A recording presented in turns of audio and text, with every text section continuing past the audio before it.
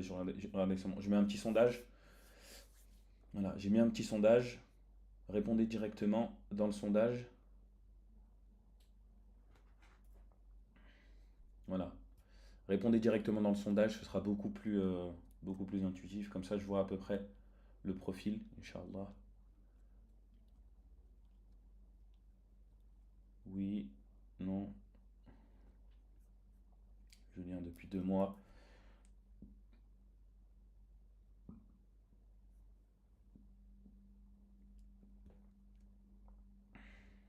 Oh, alhamdoulilah, c'est bien, j'ai 6 ans d'expérience. Alhamdoulilah, tant mieux. Tant mieux, tant mieux. Oh, quand même, on a 50-50. 50-50. Il y a 50 personnes qui ont investi, 50 personnes qui ne l'ont pas fait. Donc, alhamdoulilah, c'est une bonne chose. J'ai jamais investi, mais très intéressé. Alhamdoulilah, tant mieux. Bah écoutez, là, j'augmente la luminosité. L'objectif, c'est qu'à la fin de ce webinaire-là, vous soyez en capacité de pouvoir réaliser vos premiers investissements en crypto, de manière licite, bien entendu. C'est pour ça qu'au cours du webinaire, je vais vous donner différents critères, un peu des standards de licéité sur lesquels vous devez être vigilant avant d'investir en crypto et justement pour sélectionner vos projets. Parce que vous vous en doutez, on ne peut pas aller investir dans n'importe quel projet crypto. C'est pas parce qu'on peut le faire c'est pas parce qu'on peut le faire qu'on doit le faire. C'est pas parce qu'on a la possibilité technique d'acheter une crypto-monnaie que c'est forcément licite. Loin de là. C'est vraiment tout le contraire. Et encore plus dans les crypto-monnaies où on a des nouveaux projets qui sortent tous les jours, on a des nouvelles utilisations de la blockchain, de nouvelles technologies, de nouveaux problèmes qui sortent tous les jours. Le musulman, face à ça, il doit avoir ce comportement de ok, j'entends parler de telle opportunité d'investissement, ok, il y a de l'argent à gagner, d'accord, mais est-ce que c'est halal? Si ça ne l'est pas, comment est-ce que je fais pour reconnaître les points qui font que ce n'est pas halal? Et si ça l'est, est-ce que je peux investir? Et si ça l'est, avec quelle stratégie, etc. etc. Je vous ferai aussi un point par rapport à ma stratégie d'investissement pour que vous ayez un peu un, un élément un élément de mesure et que vous ayez ce sur quoi vous basez un peu pour créer votre stratégie. Inch'Allah. Donc on commence. Hop là. Salam alaikum. Y aura-t-il la rediffusion du live? Je ne sais pas. Je ne sais pas encore pour le moment. Tout dépend de votre engagement. Si je vois que vous êtes vraiment présent, je pense que je laisserai le live justement pour que vous puissiez le re-regarder. Si je vois que il y a il y a peu de présence, je pense pas que je le mettrai. Wallahu a'lam, on verra. Donc, comme je vous le disais, l'objectif, ça va être d'aborder les fondamentaux de l'investissement crypto. Parce que l'investissement crypto, on pourrait penser que c'est un peu comme investir en action, on pourrait penser que c'est un peu comme investir sur les marchés financiers de manière générale, mais absolument pas. Les crypto-monnaies sont un marché qui est complètement nouveau. Complètement nouveau. Ça fait que quelques années. Concrètement, depuis en 2016-2017, on a eu la première plateforme d'échange crypto qui est Binance, qui a vraiment émergé, qui a pris beaucoup de place. Avant, on n'avait pas beaucoup de structures, donc c'est un marché qui est tout jeune, c'est un marché qui a moins de 10 ans en réalité, au niveau de sa démocratisation. C'est-à-dire que c'est une façon de voir les choses, une réflexion qui est complètement différente que le marché action, ou bien le marché des monnaies, ou bien le marché des métaux précieux. Donc les crypto-monnaies, c'est une classe d'actifs que déjà vous devez le savoir, c'est une des classes d'actifs qui est la plus risquée au monde. On a une catégorisation en fait des classes d'actifs sur une échelle de 1 à 7. 7, c'est extrêmement risqué, 1, c'est très peu risqué. Et en fait, les crypto-monnaies, elles sont entre 6 et 7, tout dépend du projet. Bitcoin, bien entendu, Bitcoin, on sait que c'est pas le même niveau de risque qu'une crypto-monnaie du top 25 ou du top 50. D'accord? Mais ce qui est normal. Bitcoin, maintenant, il y a beaucoup d'investisseurs institutionnels qui se sont positionnés sur le projet. Donc, c'est pas du tout la même volatilité, c'est pas du tout la même confiance. Oui, c'est normal. C'est normal que tu vois pas le sondage, mon frère. Je l'ai enlevé. Il a expiré déjà.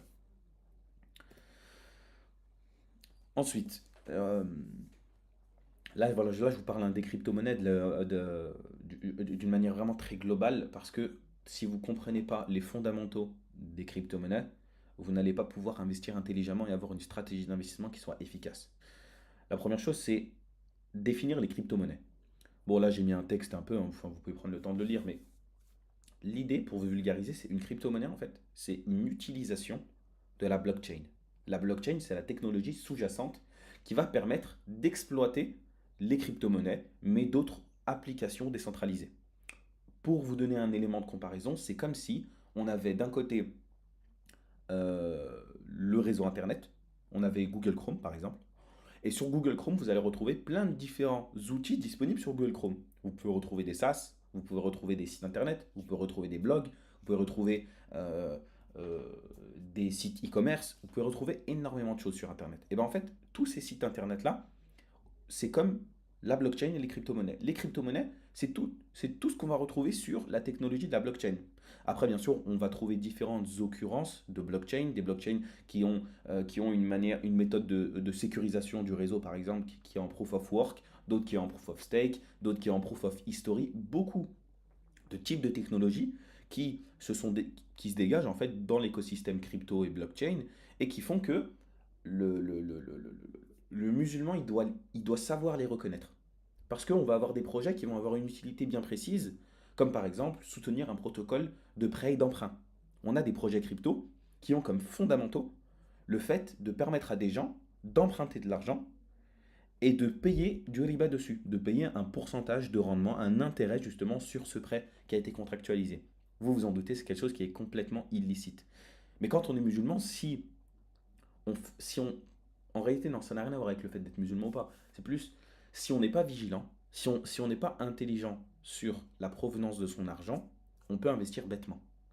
J'ai une expérience, moi, quand j'ai commencé, enfin, 1 an et demi, 2 ans à peu près après avoir commencé à investir en crypto, j'ai un ami qui est venu vers moi qui m'a dit: Oh, toi aussi, tu investis en crypto, etc. Je lui dis: Ouais, ouais, moi j'investis un peu, etc. Je m'intéresse à la technologie.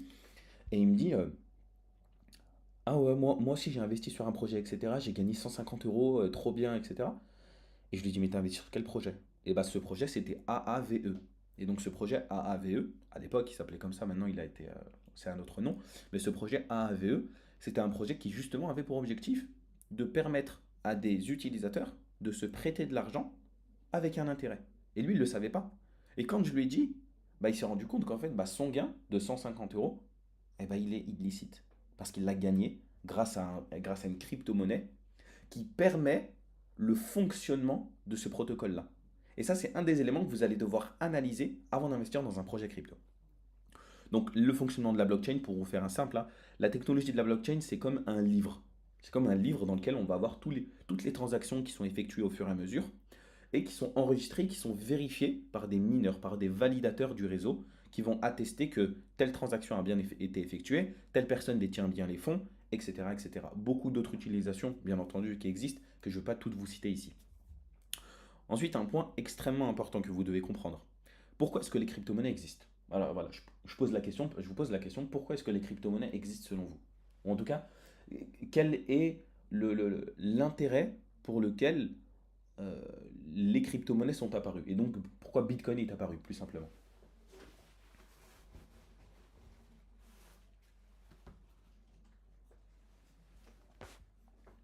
Il y a un petit délai, hein, donc c'est pour ça, j'attends vos réponses. Donc, selon vous, qu'est-ce qui a fait que Bitcoin est apparu? Et ça va être très important pour le dernier point, l'importance de la décentralisation dans les projets.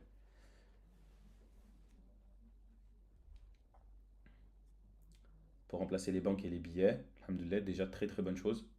Très très bonne chose. C'est déjà 50% de la réponse. Ok, là on a 75%. Résoudre des problèmes du quotidien sans les institutions. Ok, là on a 75% de la réponse. Il y a un terme vraiment vraiment important en réalité et il est présent notamment dans le white paper. Le white paper, c'est ce qui explique le fonctionnement de la blockchain Bitcoin. Allez, une dernière réponse pour voir, une dernière réponse, essayez. Là il y a déjà 75% de la réponse. Pas contrôlé par les États. Sortir du modèle des banques. Ok. Voilà, là on est à peu près à 80%. Je vais vous donner la réponse. En fait, les crypto-monnaies sont apparues, premièrement, à cause d'un manque de confiance dans les institutions financières, notamment dû à la crise de 2008, la crise des subprimes qui a eu lieu, 2008-2009. Bah, Bitcoin est apparu en 2009, très simplement. Et en fait, Bitcoin est apparu et quand on lit les explications que donne Satoshi Nakamoto, celui qui a créé justement le Bitcoin, il explique que on ne peut pas avoir confiance en toutes ces institutions financières parce qu'elles nous ont prouvé maintes et maintes reprises dans les années qui précèdent, dans les décennies précédentes, que elles n'étaient pas capables d'assurer ou en tout cas de préserver la valeur de notre argent. Et donc la création de Bitcoin a un objectif clair, c'est redonner le pouvoir aux ayants droit, redonner le pouvoir aux personnes afin qu'elles détiennent elles-mêmes leur argent et récupérer cette responsabilité. Parce que quand on fait confiance aux banques, quand on fait confiance aux institutions financières, on, on- on a des cracks boursiers. Et donc l'idée avec Bitcoin, ça ne veut pas dire de tout avoir en Bitcoin et tout complètement rejeter le système financier. Non, loin de là. Ça veut dire que Bitcoin vient proposer une nouvelle alternative, une nouvelle manière d'utiliser son argent et de disposer de son argent. Pour ceux d'entre vous qui ont déjà essayé de faire un virement sur un compte bancaire étranger de plusieurs milliers d'euros, très rapidement on va avoir une contrainte de oui, allô monsieur, on a vu que vous avez tenté de faire un virement, c'est pourquoi? Oui, allô monsieur, on a vu que vous avez tenté d'acheter telle chose, c'est pourquoi? Nous, on a bloqué le virement, on a bloqué l'achat. Ça peut arriver. Pourquoi? Parce que vous n'êtes pas euh, détenteur réellement de votre argent. La banque a la main sur votre argent et la banque a le droit de bloquer votre argent. Et donc, quand on arrive avec les crypto-monnaies, pourquoi l'importance de la décentralisation dont je vous parle, c'est que ça va vous permettre de détenir votre argent. Ça va vous permettre d'avoir la capacité et d'avoir cette responsabilité sur votre argent et donc d'en disposer comme vous le souhaitez. Là, je viens de voir dans le chat, quelqu'un a dit attendez, donc c'est pour remplacer les banques et les billets et le blanchiment d'argent. Alors, il faut être vigilant. Blanchiment d'argent est intraçable. Ça, c'est une très bonne chose que vous le citiez. Alors, Bitcoin est la pire chose à utiliser pour blanchir de l'argent. Bitcoin est la pire chose à utiliser pour blanchir de l'argent. Ça, c'est la première chose. La deuxième chose, c'est que c'est absolument traçable. Pourquoi? Parce que ça fait référence à la blockchain dont je vous parlais juste avant.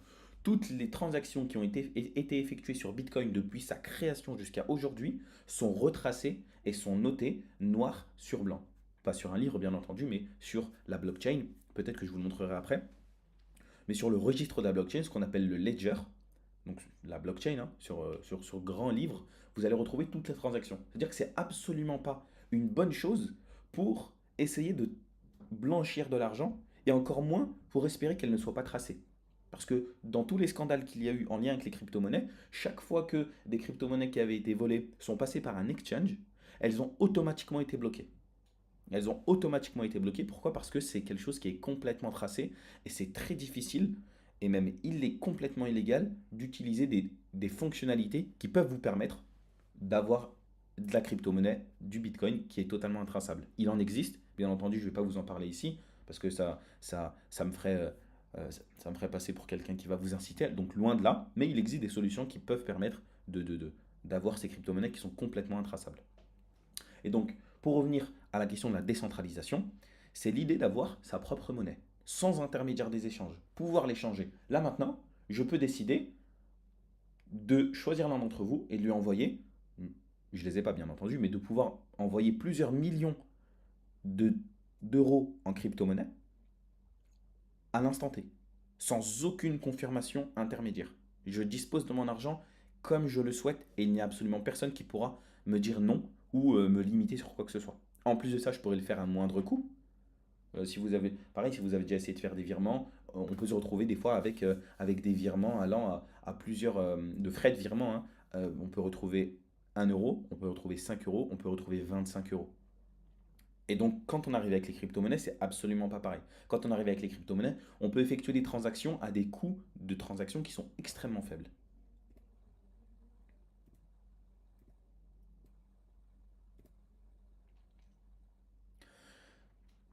Donc, après vous avoir expliqué, euh, on va dire, les fondamentaux des crypto-monnaies, la question c'est pourquoi investir en crypto-monnaie? Pourquoi faire? Concrètement, voilà, j'en profite, je vous pose la question. Pourquoi est-ce que vous, aujourd'hui, les 50% des personnes qui ont répondu non, pourquoi est-ce que vous souhaitez investir en crypto-monnaie? Bon, là, il y a quelques réponses, hein, mais vous pouvez les récupérer ou pas, mais voilà. Pourquoi est-ce que vous avez décidé d'investir en crypto-monnaie?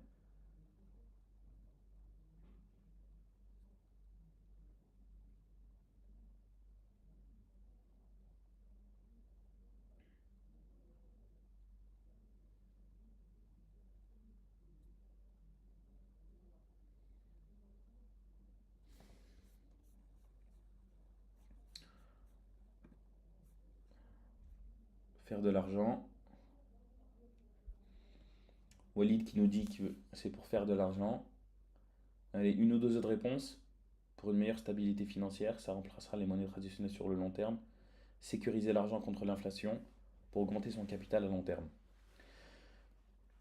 Alors, euh, dans l'ensemble, c'est des bonnes réponses, mais je vais apporter quelques points de vigilance. Investissement long terme pour sécuriser notre argent. Mais je vais apporter quelques points de vigilance. Attendez, je vérifie.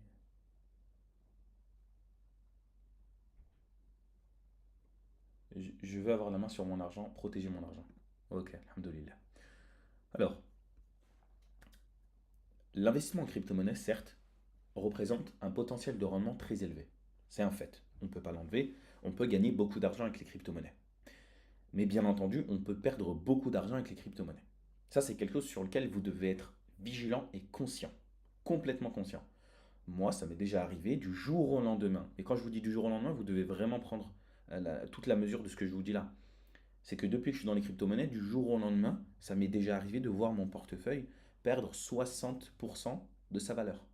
60% de sa valeur, ça signifie que si vous aviez 10 000 euros d'investis et que vous subissiez cette perte de 60%, vous perdez 6 000 euros.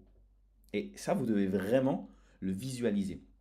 Bien entendu, si ça vous est jamais arrivé, croyez-moi que vous ne pouvez pas comprendre ce que je vous dis actuellement. Vous ne pouvez absolument pas comprendre ce que je dis actuellement parce que c'est quelque chose, c'est comme, je ne saurais pas comment le dire. Subhanallah, c'est comme le mariage en fait. Tant qu'on ne s'est pas marié, on ne sait jamais ce que c'est. On ne sait jamais vraiment ce que c'est. Bah, tant qu'on n'a pas perdu 60% de son capital du jour au lendemain en crypto, tant qu'on ne sait pas ce que c'est, on ne peut pas comprendre quand les gens nous le disent. Donc ça, c'est un point extrêmement important. Parce que là, je vois par exemple faire de l'argent. Oui, on peut faire de l'argent, mais ça a un risque, c'est extrêmement risqué. Ça, il faut bien le prendre en compte, surtout quand on n'a pas la connaissance nécessaire pour une meilleure stabilité financière. Alors oui, ça peut s'intégrer dans une stratégie d'investissement long terme, à mon avis, long terme, mais ça doit rester un petit pourcentage. Ça remplacera les monnaies traditionnelles sur le long terme. Je ne pense pas, je ne pense pas. Euh, Par contre, je pense que ça pourrait venir com- en complément justement des monnaies traditionnelles. Euh, Pourquoi? Parce qu'on a une technologie qui est naissante, on a une technologie qui est voulue, il y a un intérêt réel dans cette technologie-là, donc certainement que ça va venir compléter justement tous ces, toutes les monnaies qui existent aujourd'hui. Ensuite, la deuxième raison, ça va être une diversification de portefeuille, mais uniquement une diversification de portefeuille. Ne commencez pas à investir en crypto-monnaie si vous n'avez que de la crypto. C'est pas pertinent. Vous pouvez commencer, si vraiment vous y tenez, si vraiment vous voulez commencer à investir en crypto-monnaie, vous pouvez commencer à investir, mais il faut que ce soit un investissement qui soit très réduit. Parce que vous devez d'abord compléter votre pyramide patrimoniale. J'en ai déjà parlé dans plusieurs vidéos, mais l'objectif c'est déjà d'avoir un certain montant d'argent qui soit sécurisé, qui vous permette de pouvoir subvenir à vos besoins et à ceux de votre famille pendant 3 à 6 mois. Dès que vous avez commencé à constituer ça, vous pouvez commencer à constituer un portefeuille d'actions. Vous pouvez commencer à à acquérir de l'immobilier. Il y a plusieurs solutions qui existent. Je ne vous dis pas d'acheter cash, mais voilà, il y a plusieurs solutions qui existent. Ensuite, vous pouvez commencer à investir dans quelques métaux précieux comme de l'or, de l'argent, et après des cryptos, et après de la start-up. Mais en fait, vous devez vraiment respecter justement cette pyramide qui va vous permettre de maximiser vos rendements et surtout de diminuer le risque. Parce que l'idée, c'est que le surplus d'argent que vous gagnez, bah, ça sert à rien. Si vous l'investissez en crypto et que vous le perdez, c'est complètement débile. Donc l'idée, c'est d'abord de préserver la valeur de votre argent et de commencer à obtenir un peu de rendement, 2, 3, 4, 5, 6% annuel, 8% annuel, petit à petit. Et votre vision, elle doit être sur du long terme. Une vision long terme. Parce que cette vision long terme, c'est ça qui va vous permettre de capitaliser sur le long terme et donc de maximiser vos rendements. Ou en tout cas de maximiser votre patrimoine, Inch'Allah. Ensuite, le dernier point, c'est avoir accès à un marché mondial. Parce que quand on parle de crypto-monnaie, tout le monde a accès aux crypto-monnaies. Littéralement, le, le monde entier. Bien entendu, il y a certains pays où c'est pas encore possible, notamment certains pays d'Afrique, euh, où les crypto-monnaies ne sont pas disponibles à l'achat. Mais sinon, on a premièrement un marché qui est disponible et où le monde entier a accès, une grande majorité des personnes ont accès au marché crypto, c'est la première chose. Et la deuxième chose, c'est qu'on a une grande diversité des projets crypto qui se lancent et qui sont eux aussi disponibles au marché global. C'est-à-dire que quand on est un investisseur et qu'on veut commencer à investir en crypto-monnaie, on a la possibilité d'investir dans de nombreuses zones géographiques. Et quand on parle de nombreuses zones géographiques, qu'est-ce que ça signifie? Ça signifie que on diversifie son argent de manière géographique. Parce qu'on n'a pas que la diversification par classe d'actifs. Là, je vous ai cité matelas de sécurité, actions, immobilier, start-up, crypto, or, etc. Mais on a aussi une diversification qu'on appelle géographique. Pourquoi? Parce que quand on investit dans un projet, l'idée c'est que ce projet-là ne soit pas soumis à une réglementation qui soit trop contraignante. C'est pour ça que s'il faut choisir entre des projets crypto qui sont français ou européens et des projets crypto qui sont américains, eh ben, on sait que la réglementation US est beaucoup plus pertinente, beaucoup plus avantageuse pour les projets crypto. Donc si on doit réfléchir à une diversification sectorielle, on aurait une diversification géographique, pardon, on aurait une bonne partie de son portefeuille qui serait sur des projets crypto US et une petite partie de son portefeuille, si on le souhaite et si ça s'intègre dans votre stratégie patrimoniale, une petite partie de projets qui serait européen ou peut-être asiatique. Et ça, vous devez le prendre en compte dans votre stratégie d'investissement. Pourquoi? Parce qu'une stratégie d'investissement, en fait, c'est comme quand on veut lancer un business. Quand on veut lancer un business, disons, par exemple, là on a un frère, alhamdoulilah, qui travaille dans un bar à dessert. Et bah, demain, si vous voulez ouvrir quelque chose dans la restauration, bah, vous allez réfléchir de manière stratégique. Ok, actuellement, j'ai pas beaucoup d'argent, mais je suis en capacité de faire de la nourriture et de peut-être trouver des points de vente. Et bah, vous allez les vendre. Après, vous ouvrez un premier, après, vous ouvrez un deuxième. Mais pourquoi vous allez ouvrir le deuxième à cet endroit-là? Parce qu'il y a un intérêt géographique, c'est une bonne place, il n'y a pas de concurrents autour, etc., etc. Dans une diversification, une stratégie patrimoniale, c'est exactement la même chose. Vous devez avoir la même réflexion qui va vous permettre d'être bon, en fait, qui va vous permettre de gagner de l'argent. C'est vraiment la même chose que si vous souhaitez monter un business. Je vérifie, pour augmenter son capital à long terme, oui, aussi, pourquoi pas, investissement long terme pour sécuriser notre argent, protéger notre argent. Je vais avoir la main. Wa alaykoum salam, Hakim. Euh, pour un complément, diversifier, rendement, stabilité, gérer son argent sans intermédiaire. Oui, c'est vrai, c'est vrai. Le Solana est-il haram? Alors, je ne répondrai pas à ce genre de questions. Là, je vais vous donner les éléments que vous devez connaître pour savoir si un projet est illicite ou pas. Après, c'est à vous de faire votre propre audit. D'accord? C'est à vous, vous êtes responsable de vos propres investissements. Comprendre les, étapes- comprendre les étapes clés pour s'assurer de la légitimité d'un projet en crypto-monnaie est essentiel pour chaque investisseur. Et c'est essentiel, c'est la première chose que vous devez faire. Je vais vous montrer un peu ma méthode après, ma stratégie justement pour intégrer justement l'analyse d'un projet et l'analyse de sa licéité dans ma stratégie d'investissement. Et là, je vais vous donner les points. Euh, prenez note, prenez note parce que c'est extrêmement important. Les points que vous allez devoir vérifier dans chaque projet, Inch'Allah. Et si vous checkez tous ces points à chaque fois, vous pouvez être serein. Donc la première chose, comme je vous le disais au tout début, c'est l'utilité du projet. Le projet doit posséder une utilité qui est authentique, qui est vérifiable et qui est comme critère principal absolu. C'est-à-dire que son projet, l'utilité de son projet, c'est vraiment le critère principal que vous devez vérifier. Au-dessus de tout. Peu importe ce qu'on vous dit, peu importe ce qu'on vous raconte, peu importe l'opportunité, ok, à quoi sert le projet? Et en fait, du moment où vous posez cette question-là, vous vous rendez compte que ce projet-là, si vous n'avez pas la réponse à cette question, à quoi sert le projet? Eh bien déjà, c'est qu'il y a un gros problème. Mais c'est simple. Parce que vous ne pouvez pas investir dans quelque chose que vous ne connaissez pas. Et malheureusement, je suis sûr et certain qu'il y en a ici, parmi vous, qui ont dans leur portefeuille des projets qu'ils n'ont pas compris. Allez, dites-moi par exemple, je vais refaire un sondage. Euh, regardez, hop là, avez-vous déjà...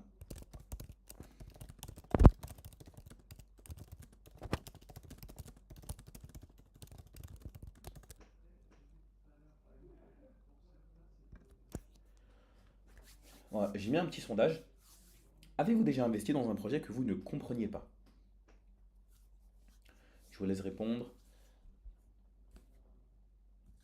Oui.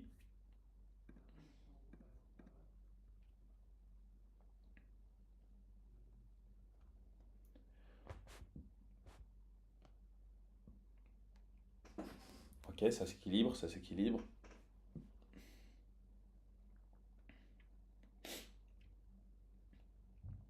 Allez, je vais attendre encore un petit peu, le temps que ça se termine, le temps que vous répondez.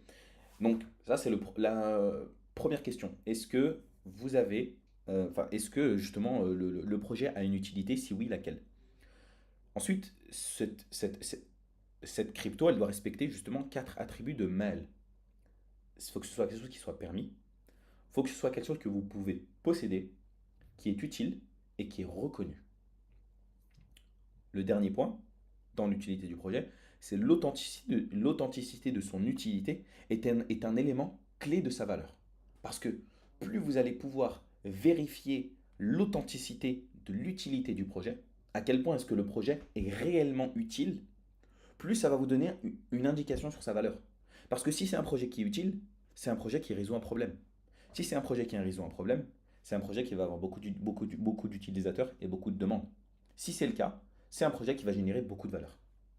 Donc si c'est un projet qui génère beaucoup de valeur, c'est une excellente chose d'investir dedans.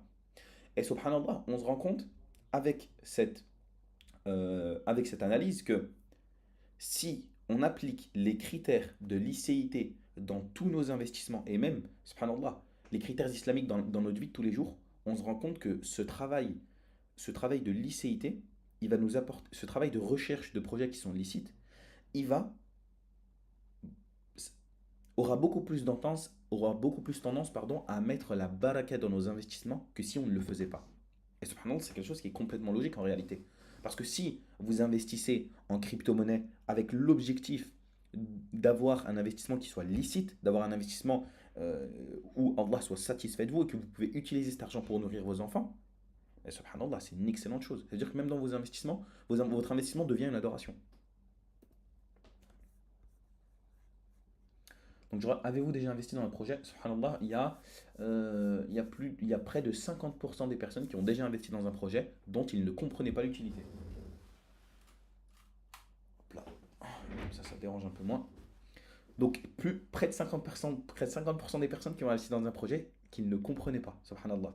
Et on va dire, c'est notre faute, nous en tant que musulmans, c'est notre faute. On est responsable de nos décisions, mais ce n'est pas grave.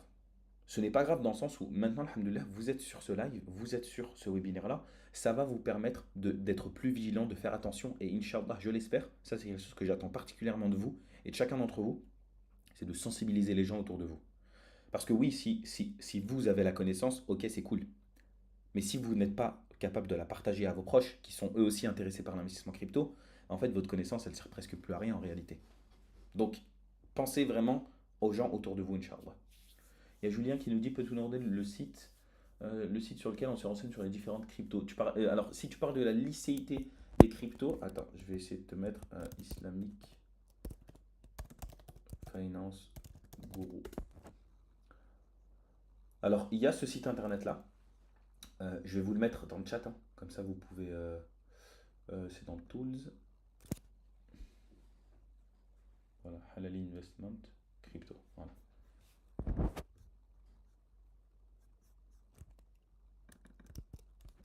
Hop là, je vous le mets dans le channel. Ça, c'est Islamic Finance Guru. Donc, ils ont fait une analyse justement sur les différents projets d'investissement crypto qui peuvent être licites. Après, moi, je dis toujours, il ne faut pas suivre bête et méchant. C'est-à-dire que eux, ils ont fait leur première analyse. C'est à vous de la faire dans un second temps. On n'est jamais à l'abri d'une erreur. Et le fait d'avoir cette rigueur de toujours refaire son analyse sur chacun des projets dans lesquels on investit, c'est un travail qui prend du temps au départ, mais ensuite ça devient très simple. Ensuite ça devient très fluide parce que vous allez savoir identifier les red flags, les green flags, ce qui fait que vous pouvez y aller, ce qui fait que vous ne pouvez pas y aller.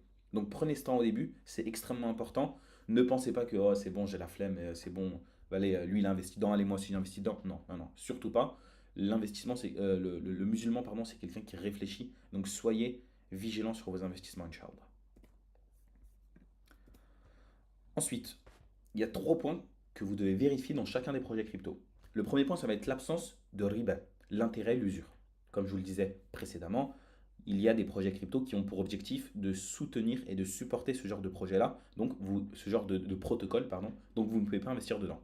Ensuite, ça va être l'absence de rara excessif, l'incertitude excessive. Parce que quand on investit, il y a toujours une incertitude sur le gain, ça c'est pas un problème.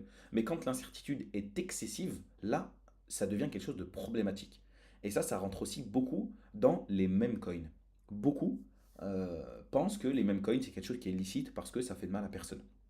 Mais malheureusement, nombre d'entre vous, et moi le premier, qu'Allah me pardonne, je vous le dis pour que vous compreniez que ça peut arriver à tout le monde, c'est que moi quand j'ai commencé en crypto, ça m'est arrivé. J'ai investi, pour vous donner un ordre d'idée, hein, j'avais investi dans le Shiba Inu, pour ceux qui connaissent, hein, euh, et subhanallah, j'avais investi à 0,027, je crois, et en l'espace de quelques jours, j'ai fait x3 sur le placement. J'ai pas vendu parce que j'étais pas formé, je pensais que ça allait encore monter et non. Et après, bah, subhanallah, c'est redescendu même en dessous de, de mon prix d'achat. Donc j'ai revendu avec une perte. Donc j'ai pas eu besoin de purifier quoi que ce soit parce que j'ai juste perdu mon argent. Mais de manière générale, tout ce qui est meme coin, enfin pas de manière générale, tous les meme coins sont à mettre à la poubelle. Pourquoi? Parce qu'il y a un rarad qui est excessif, premièrement. Enfin, ça c'est plus deuxièmement. Premièrement, c'est parce qu'il n'y a aucune utilité du projet, comme je vous le disais précédemment. Je sais pas, est-ce que certains d'entre vous ont déjà investi dans des meme coins?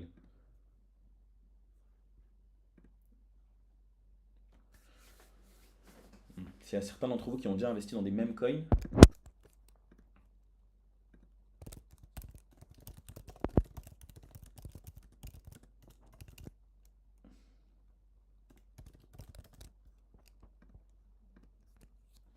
voilà, pareil, je vous remets le petit sondage.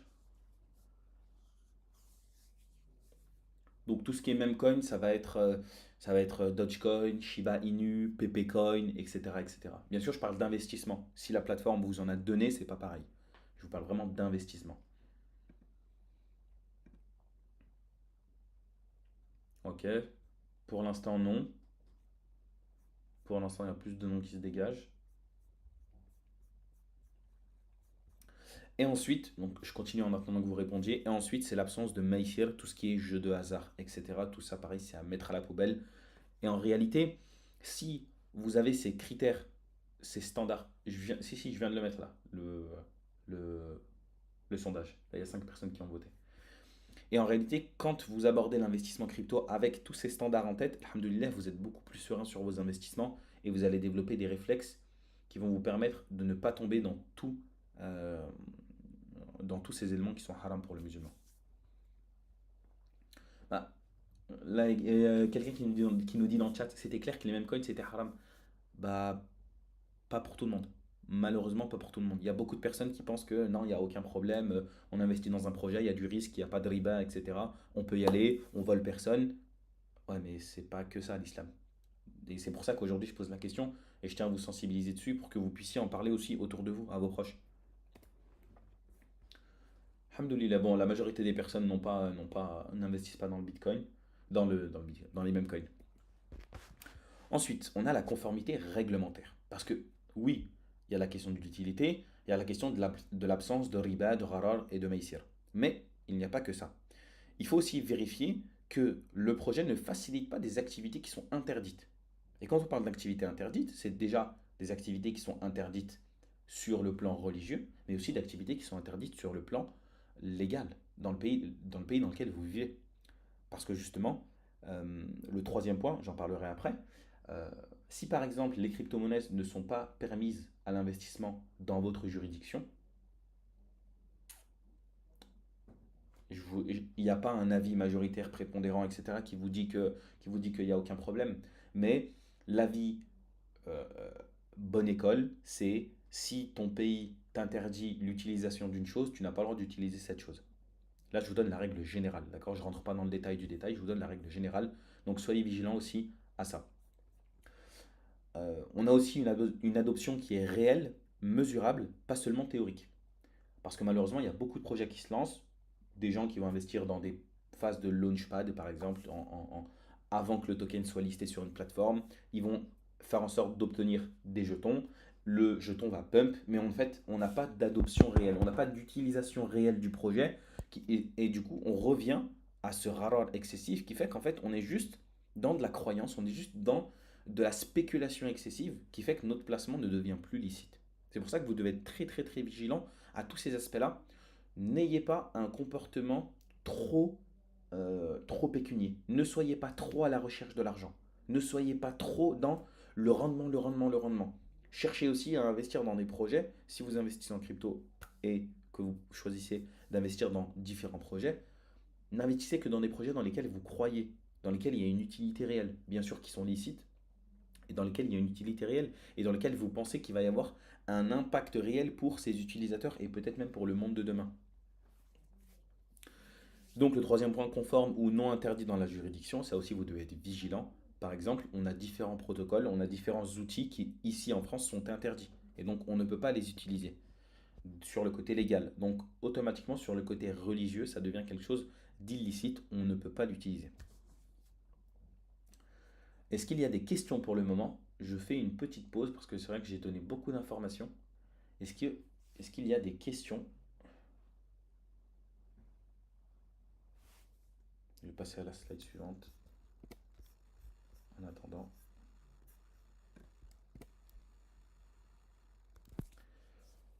Ensuite, je vais vous parler des différents types de crypto-monnaies qui existent.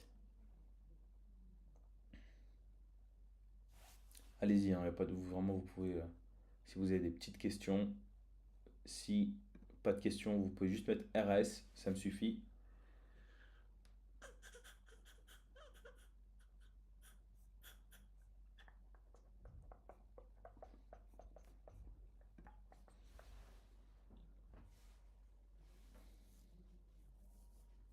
Mettez-moi un petit message.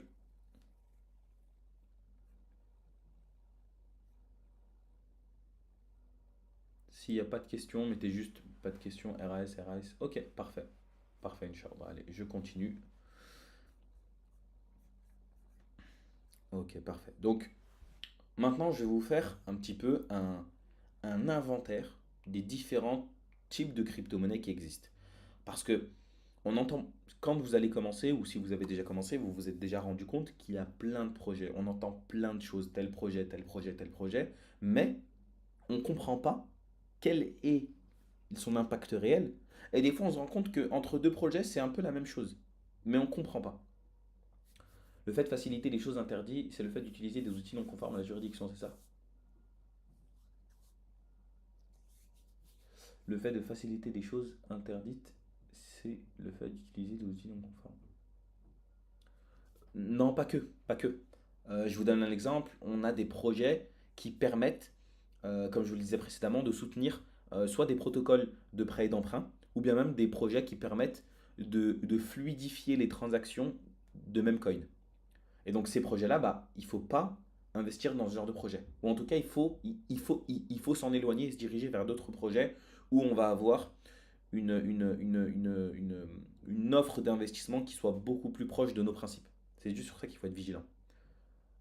L'application OKX, bah, je vais en parler juste après de l'application OKX et je vais vous donner quelques outils avec lesquels vous allez pouvoir investir en crypto-monnaie, Inch'Allah.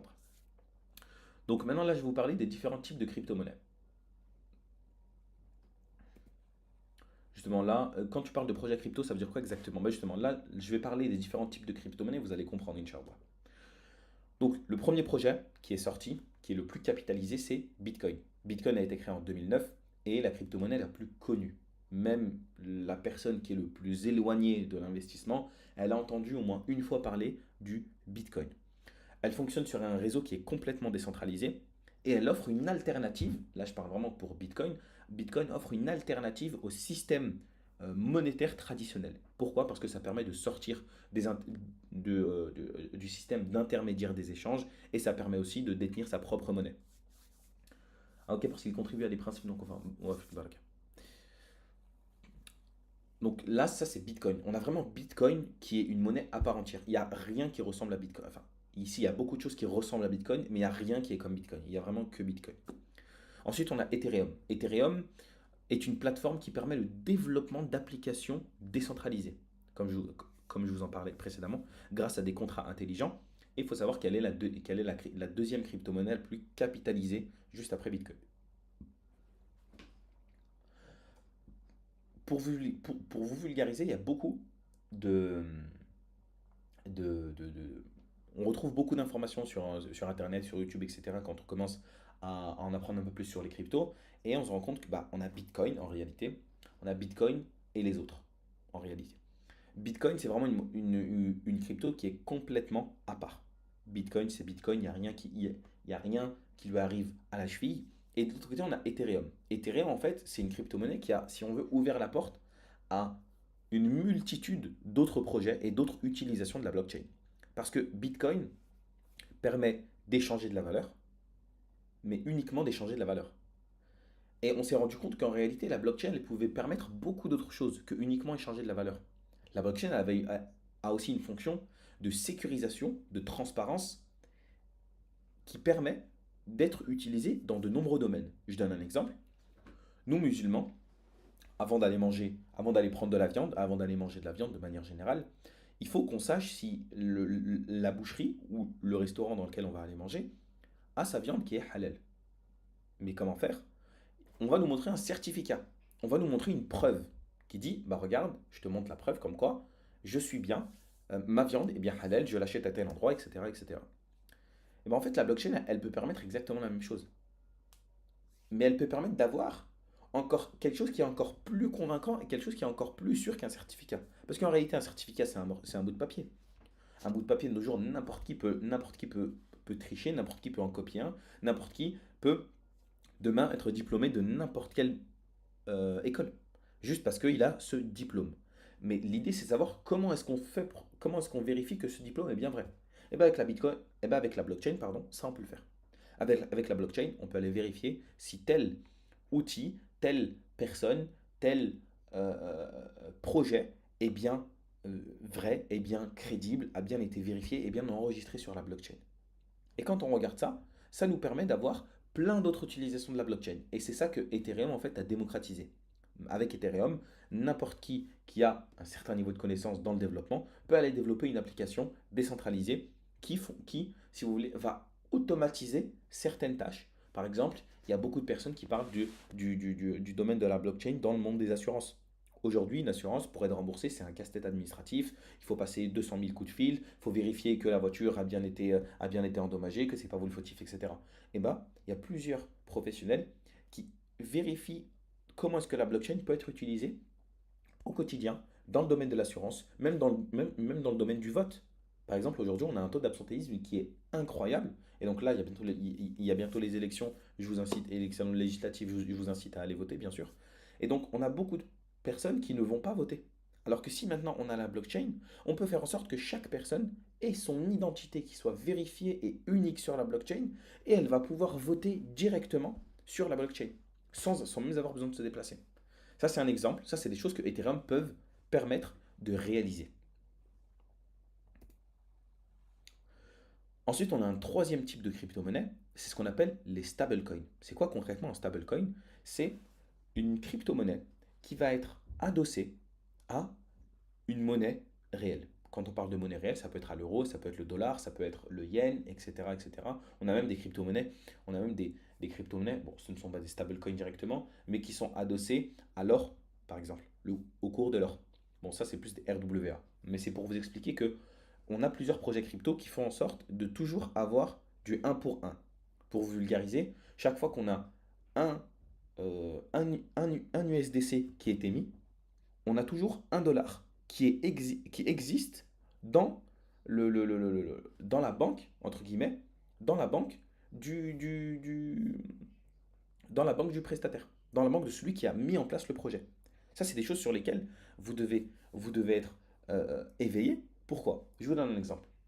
Imaginons que euh, demain, vous avez votre argent en crypto et que vous, vous pensez que dans les semaines à venir, il va y avoir une forte baisse. Et bah, au lieu de prendre votre argent qui est en Bitcoin ou autre classe d'actifs et que vous la euh, euh, changez, que vous vendez cette classe d'actifs-là contre des euros, que vous vendez vos Bitcoins contre des euros, au lieu de faire ça, bah, vous allez vendre vos Bitcoins contre des USDC, contre des dollars, mais qui sont sur la blockchain. Comme ça, en fait, vous gardez les mêmes éléments qu'on a cités précédemment, notamment le fait de pouvoir détenir son propre argent, notamment le fait de pouvoir utiliser son argent comme on le souhaite, et bien là, vous allez mettre ça en stablecoin. Stablecoin, on a l'USDC, on a l'USDT, on a l'Ethena USD, on en a beaucoup, on a beaucoup de stablecoins qui existent. Moi, je vous recommande d'utiliser uniquement l'USDC. De toute façon, si vous êtes en France ou en Europe, en règle générale, vous n'avez accès qu'à l'USDC à cause de diverses réglementations qui ont bloqué Tether USD à se lancer sur le marché européen. Donc, si vous avez besoin de faire des conversions, faites-les uniquement en USDC. Et en plus de ça, ça vous permet de ne pas tomber dans sous le coup de l'imposition. Parce que si vous avez réalisé de la plus-value, au moment où vous allez convertir vos cryptos en euros, vous êtes automatiquement imposé sur votre plus-value. Donc voilà, soyez vigilants à ça, Inch'Allah. Ensuite, on a le dernier type de crypto-monnaie. En fait, ça, c'est toutes les autres cryptos. On va retrouver les altcoins. Quand on parle d'altcoins, ce ne sont pas Bitcoin. Pourquoi? Parce que comme je vous le disais précédemment, Bitcoin a certaines utilités, Bitcoin résout certains problèmes, mais pas tous. Et donc, on a tous les altcoins. Ah, voilà. Et donc, on a tous les altcoins qui vont être là pour essayer de proposer des solutions aux problèmes que Bitcoin ne résout pas. Par exemple, Bitcoin ne peut réaliser un nombre de transactions Bitcoin ne peut réaliser qu'un nombre de transactions réduit par minute, par bloc. Et donc, on a des projets, à contrario, qui vont pouvoir réaliser un nombre de transactions par minute, par bloc, qui est beaucoup plus élevé, mais qui est moins décentralisé.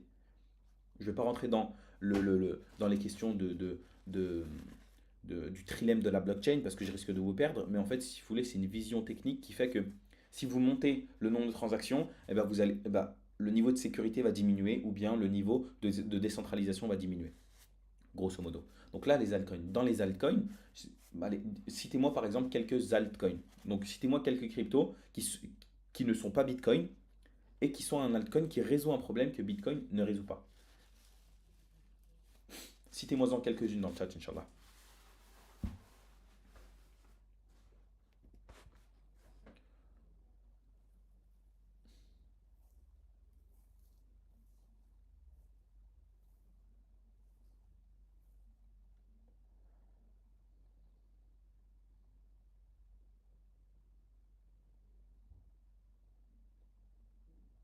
Ouais. Si vous savez pas, c'est pas grave, hein. Il n'y a vraiment aucun problème.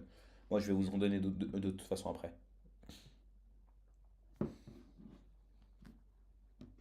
Allez, Chainlink, oui, complètement. Chainlink est un altcoin.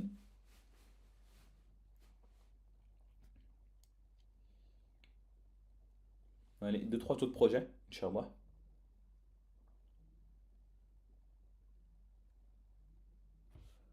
Il est où, Oussem?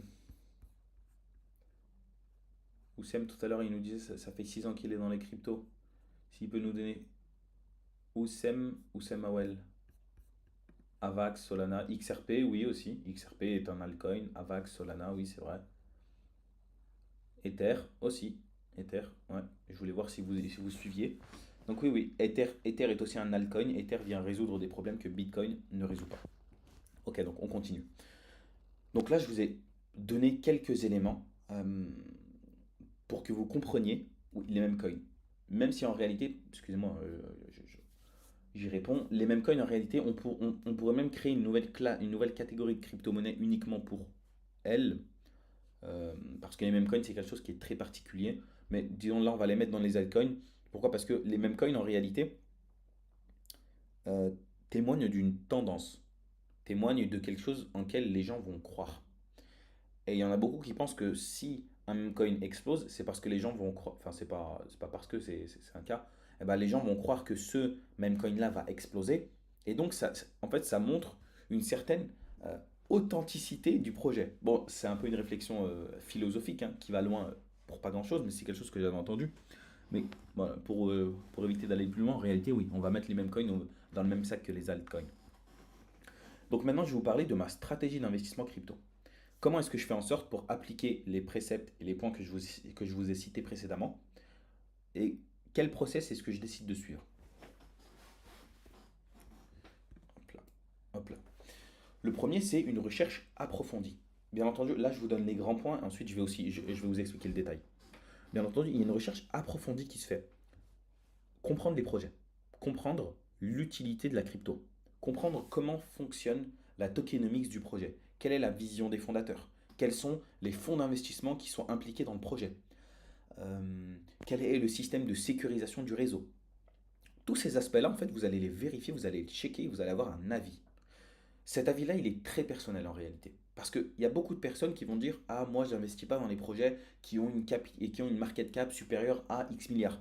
Moi, j'investis que dans les projets qui ont un système de sécurisation qui est en proof of work. Chacun va croire ce qu'il veut en réalité. Et vous allez avoir ce travail à effectuer exactement de la même manière.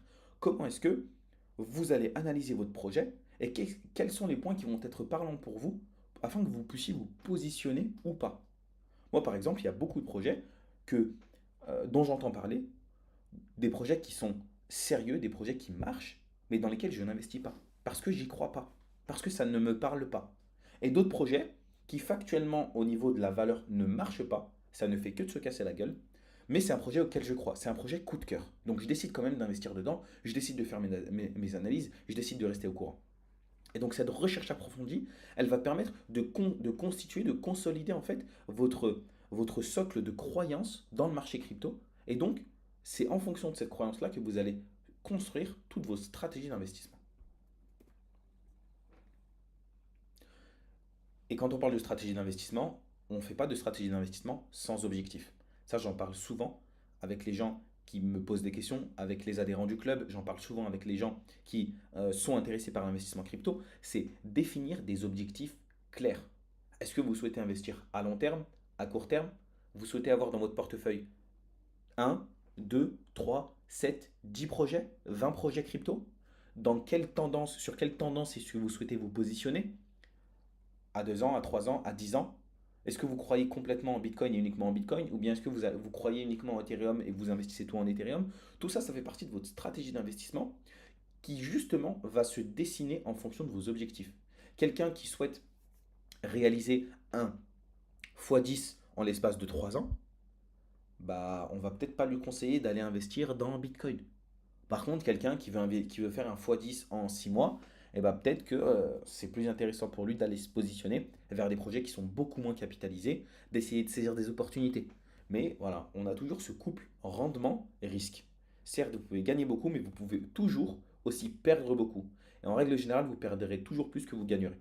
Ça, c'est la règle que vous devez connaître et maîtriser. Si vous allez chercher des rendements très importants, si vous voulez gagner beaucoup d'argent, vous devez prendre beaucoup de risques. Et en règle générale, quand vous prenez beaucoup de risques, vous perdez votre argent, statistiquement. Donc, ce qui est bien, c'est que j'ai vu qu'il y a plusieurs personnes qui ont parlé d'investissement long terme tout à l'heure. C'est une très bonne chose. C'est vraiment une très bonne chose. Et c'est ce que je recommande, c'est de toujours se positionner sur du long terme. Constituer un portefeuille d'investissement, un portefeuille patrimonial qui soit diversifié et qui ait une vision sur 10, 15, 20, 30 ans. Parce que la moyenne d'âge des gens là, qui sont sur le chat, de vous, enfin votre moyenne d'âge, c'est du 18, 35, 40 ans, grand maximum. Et donc, dans tous les cas, vous avez plusieurs dizaines d'années encore devant vous où vous allez générer des revenus réguliers, des revenus actifs. Donc, vous allez à terme générer un surplus, de l'excédent, et cet excédent-là, vous allez devoir l'investir. C'est-à-dire que toujours avoir la vision de, OK, là j'investis, là j'investis, là j'investis, je constitue un portefeuille, je mets des actions, je mets des cryptos, je mets des startups, etc. etc. Et donc, le dernier point, c'est la diversification des investissements. Déjà, il faut une diversification, comme je vous le disais, il faut une diversification par classe d'actifs. Donc, il faut avoir un peu de crypto, un peu d'actions, un peu de startup, etc. Ensuite, il faut aussi une diversification sectorielle. C'est-à-dire que dans chaque classe d'actifs, vous devez aller diversifier vos investissements.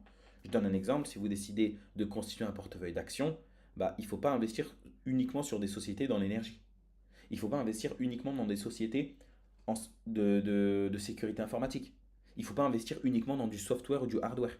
Non, il faut se diversifier de manière sectorielle. Il faut aller chercher différents secteurs d'investissement, différents secteurs où vous allez pouvoir mettre vos œufs. Bien sûr, il ne faut pas en avoir trop, mais il faut avoir une diversification qui soit intelligente, donc adaptée à vos objectifs et à ce que vous recherchez.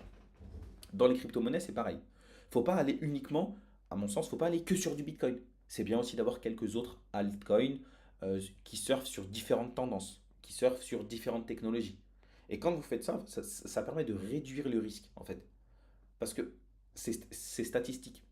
Si vous avez tous vos œufs dans un seul panier, si demain il se passe quelque chose sur ce projet dans lequel vous avez investi, vous avez perdu, en fait, vous allez subir l'intégralité de la perte de valeur. A contrario, si vous avez votre argent dans une autre crypto, par exemple, et que vous avez la crypto-monnaie A qui perd 10%, et ben, en ayant plusieurs autres crypto-monnaies, vous allez pouvoir et ce qu'on appelle hedger. C'est-à-dire que, ok, la crypto-monnaie A perd 10%, mais la crypto-monnaie B va peut-être prendre 2 ou 3%. La crypto-monnaie C va peut-être perdre 1 ou 2%. Et en fait, vous vous retrouvez à avoir un certain équilibre dans votre perte, ce qui permet de sécuriser vos placements.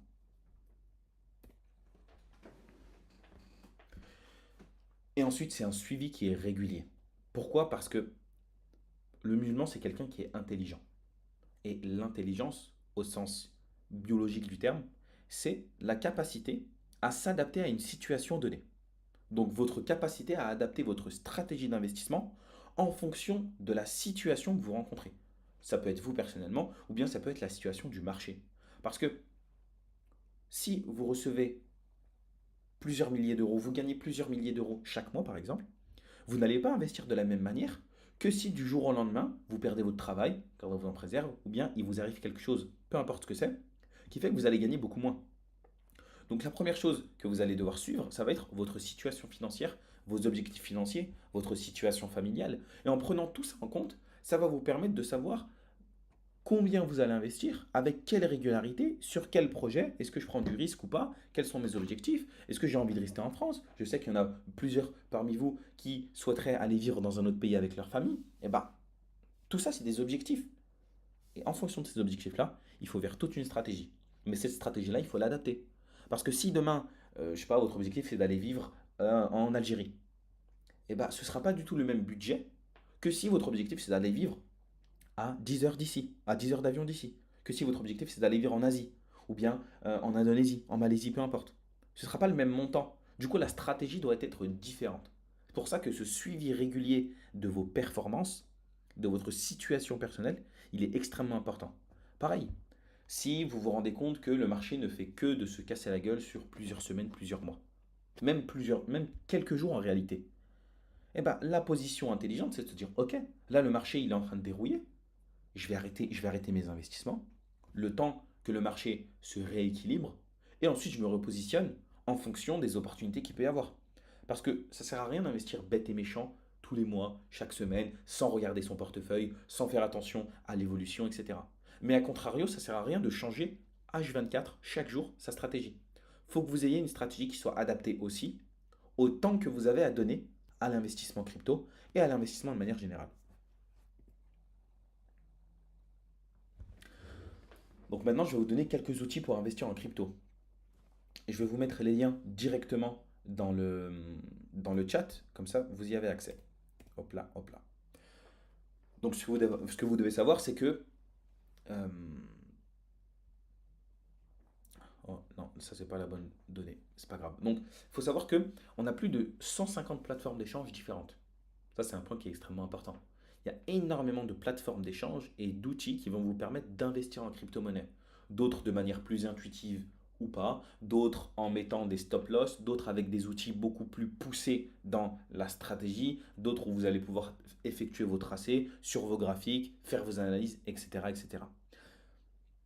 On a une multitude d'outils. Et cette multitude d'outils, elle doit... enfin, vous devez utiliser un outil en fonction du temps que vous avez à accorder aux crypto-monnaies, comme je vous le disais précédemment, et aussi à votre niveau de connaissance. Ça ne sert absolument à rien de se diriger vers des plateformes qui sont très techniques si vous n'y comprenez rien. Vous allez juste faire des bêtises, perdre votre argent et dans le pire des cas, investir sur des choses qui sont illicites. Parce qu'il y a plusieurs termes sur les plateformes d'échange qui, si vous ne les connaissez pas, si vous ne savez pas les identifier, vous allez tomber dans le haram. Et je vous dis ça, c'est d'expérience. Ça m'est arrivé. Quand j'ai commencé, je n'étais pas au courant de plusieurs mécanismes, de plusieurs termes, de plusieurs choses. Et subhanallah, au fur et à mesure de me renseigner, de poser des questions, je me rends compte que, bah, c'est pas licite. L'argent que j'ai gagné là actuellement n'est pas licite. Donc j'ai dû effectuer un travail de purification, vendre, me séparer justement de ma plus-value, etc. Ensuite, il faut savoir on a plus de 400 types de portefeuilles différents. Quand on parle de portefeuille, on a plein de types de portefeuilles. Là, tout à l'heure, on avait une question sur est-ce que j'utilise une clé pour sécuriser mes investissements. Tout ça, c'est des portefeuilles qui existent en fait dans le monde entier. Vous allez avoir des portefeuilles qui sont uniquement sur vos téléphones. Vous allez avoir des portefeuilles hardware. Ça va être une clé USB. Bon, là, je ne l'ai pas. Ça va être une clé USB. Je peux pas vous la montrer. Ça peut être une sorte de petit téléphone. Ledger propose de nombreuses solutions de ce type-là et je vous le recommande, hein, si vous avez des investissements, si vous avez des cryptos qui commencent plusieurs centaines, plusieurs milliers d'euros, je vous recommande aussi de mettre sur une, euh, sur une clé Ledger. Ce qu'il faut aussi savoir, et ça c'est fraternel ce que je vous dis, mais c'est aussi statistique, c'est qu'on a près de 99% des traders retail qui perdent leur argent sur les marchés financiers. Et ça, c'est une donnée qui est extrêmement importante. Parce que malheureusement, beaucoup d'entre nous pensent que parce qu'ils ont accès à des outils de trading, ils peuvent faire du trading. Parce qu'ils ont accès à des outils de trading, ils vont gagner de l'argent avec le trading. Alors que ce n'est absolument pas le cas. Quand je vous dis que 99% des traders retail perdent leur argent, je vous dis la vérité. Et ce que vous devez savoir, c'est que si demain, vous allez au casino. Bien, je ne vous le souhaite pas, hein. Si vous y allez, c'est un gros problème. Mais je vous parle de statistiques. Pour les gens, sur 100 personnes qui vont aller au casino, on a 13 personnes sur 100 qui vont ressortir du casino en étant gagnantes. Sur 100 personnes qui investissent, qui font du trading sur les marchés financiers, on en a une seule qui va sortir gagnante et 99 qui ont perdu. 99 qui ont perdu. Donc, nous, en tant que musulmans, on ne doit absolument pas se lancer dans cette réflexion, dans ces pratiques du trading. Et si vous entendez des personnes qui vous le recommandent, éloignez-vous-en. Là, je vous ai cité uniquement l'aspect statistique. Mais il faut savoir que dans cet aspect statistique, on a une autre donnée qui est extrêmement importante et pertinente, c'est que près de 90 voire 95% des instruments financiers disponibles sur les plateformes d'échange sont haram, sont illicites. Et la grande je veux même dire 100% des traders que vous voyez sur les réseaux sociaux, des traders que vous voyez même que vous avez dans votre entourage, 100% des traders sont sur des produits ou gagnent de l'argent s'ils en gagnent sur des produits qui sont illicites. Des contrats perpétuels, des contrats futurs, du swap, peut-être même des obligations, peut-être même des indices sur lesquels il n'y a aucun chalet à bord qui a attesté de la licéité, sur lesquels on investit dans des actions qui ne sont pas licites. Et tout ça, c'est un point de vigilance extrêmement important. Sensibiliser les gens que vous avez autour de vous, parce que malheureusement, beaucoup de personnes se lancent dans cet écosystème de trading, et malheureusement, c'est quelque chose qui est haram. Est-ce que vous avez dans votre entourage des gens qui ont déjà fait du trading, ou bien même on vous a déjà parlé du trading et on vous a incité à en faire?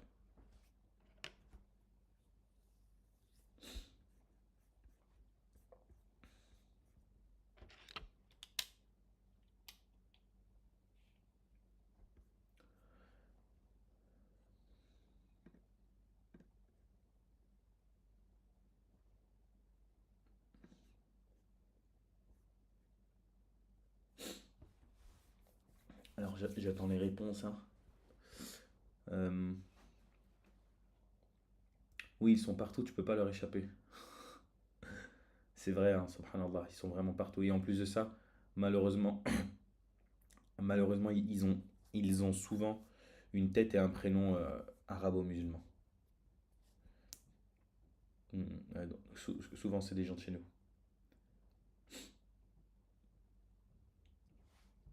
Tant mieux, alhamdoulilah, jamais touché. Non. Bon, bah tant mieux, tant mieux. Je vois qu'il y a plusieurs personnes qui n'en ont jamais entendu parler ou qui n'ont pas d'entourage dans ce domaine-là. Tant mieux. Quand vous allez commencer à vous intéresser à l'investissement, il va y avoir énormément d'opportunités de ce type-là. Opportunités, je mets des grosses guillemets, de personnes qui vont vous inciter à faire du trading, de rejoindre leur groupe Telegram, suivre leurs signaux. Tout ça, vous ouvrez. une poubelle, vous mettez tout dedans et vous n'échangez jamais avec ces gens-là. Peu importe leur prénom, peu importe le nom de shir qui vous rapporte que c'est halal. Non, non, non, vous mettez à la poubelle, vous n'allez absolument pas sur ces produits, Inch'Allah. Et surtout, je prends le temps de vous dire ça parce que beaucoup de personnes parmi la communauté euh, se sont fait avoir, se sont complètement fait avoir par ces délires de trading, etc. Et donc, soit ils ont fait des choses qui étaient complètement haram, soit ils ont simplement perdu leur argent, des fois les deux. Et des fois, on a des personnes qui se sont simplement retrouvées dans des pyramides de Ponzi, où ils ont complètement perdu leur argent et ils ont des fois même entraîné plusieurs proches de leur entourage. Donc vraiment, soyez vigilants, Inch'Allah.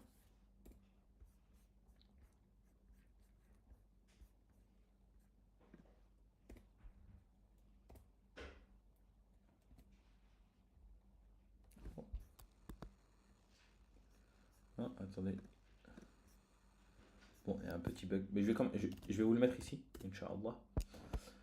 Euh, donc, tout d'abord, les différents outils que vous pouvez utiliser, Inch'Allah. Et je vais vous en parler. Non, c'est pas là. Je vais vous le mettre dans le chat.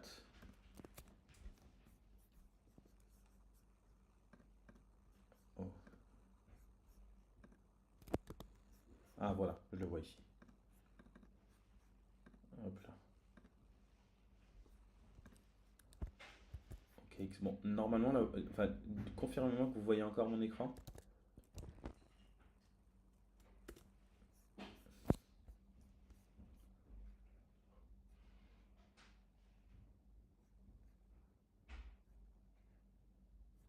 Oui, c'est bon. Là, normalement, vous voyez encore mon écran. Donc là, je vous mets le premier lien qui est OKX. Donc c'est une plateforme d'échange. Tout à l'heure, quelqu'un a posé la question. C'est une plateforme d'échange sur laquelle vous allez pouvoir effectuer vos investissements crypto. C'est une plateforme qui est aussi très intuitive. Est-ce que selon eux, ils peuvent s'en servir comme une banque? Non, non, non, ils ne peuvent pas s'en servir comme une banque et même par principe, je recommande de, de ne pas laisser son argent sur OKX, sauf si en fait vous comptez prendre des positions à court terme, qu'il y a des opportunités, que ça s'inscrit dans votre stratégie d'investissement. Mais sinon, de manière générale, ne laissez pas vos cryptos sur une plateforme d'échange, Inch'Allah. Donc là, vous avez le premier lien qui est OKX. OKX, donc c'est une plateforme d'échange, comme je le disais précédemment, qui va vous permettre d'investir en crypto-monnaie, d'avoir un portefeuille, de pouvoir envoyer des crypto-monnaies à droite, à gauche, comme vous le souhaitez. Donc là, quand vous cliquez sur le lien, je vais le faire, comme ça, je vous montre un peu comment ça fonctionne. Je ne sais plus si c'est le lien des 20 dollars ou pas.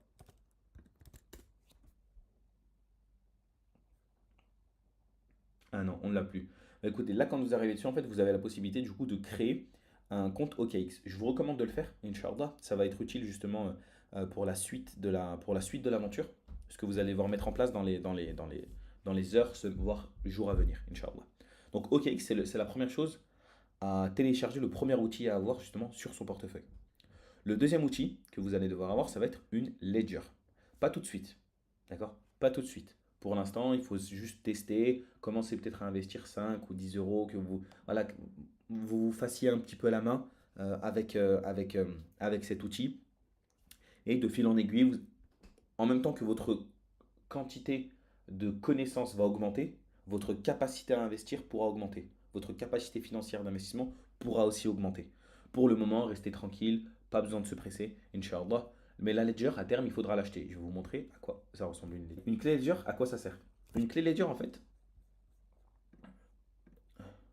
Oh, aucune donnée. Oui, c'est bon. Voilà. Regardez, c'est exactement ce dont je vous parlais juste avant. En fait, une clé Ledger, elle va vous permettre de garder vos crypto-monnaies et d'être vraiment responsable de vos crypto-monnaies. La responsabilité de la crypto-monnaie, en fait, c'est en lien avec ce qu'on appelle la clé privée. On a la clé privée, on a la seed phrase, on a la clé publique, on a beaucoup d'aspects un petit peu techniques dont je ne vais pas vous parler aujourd'hui, ça risque juste de vous perdre. Mais de manière plus concrète, c'est comme si vous aviez un portefeuille dans lequel vous allez avoir votre cash. En réalité, personne ne peut avoir accès à ce cash-là, sauf si on vous braque, sauf si, etc. Mais voilà, si vous avez de l'argent dans la poche, il n'y a personne qui peut vous le prendre, sauf si voilà, on use de la force, ce que je ne souhaite absolument pas, Inch'Allah, qui vous arrive. Oh, il y a un problème, je pense.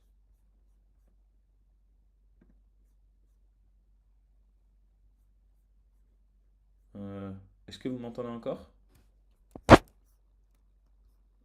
Oui, c'est bon, normalement, c'est bon, le problème vient de moi. Et donc ça, c'est une clé Ledger. Là, je ne l'ai pas aujourd'hui, mais je vais essayer de vous montrer. Voilà, c'est ça. En fait, c'est une petite clé comme ça que vous allez brancher à votre ordinateur et vous allez avoir accès à vos crypto-monnaies. Vous allez pouvoir les utiliser comme bon vous semble. Vous allez pouvoir les mettre dans divers protocoles, faire du staking, etc., etc. Donc ça, pareil, ça, je vous recommande de l'avoir. C'est toujours intéressant. Peut-on faire un virement sur OKX avec la carte Ubi? Bonne question. Je n'en ai aucune idée. Euh, je pourrais pas t'aider.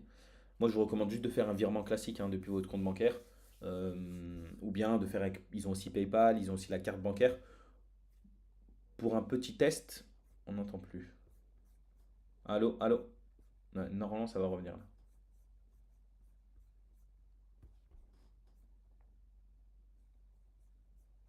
Ok, c'est bon normalement.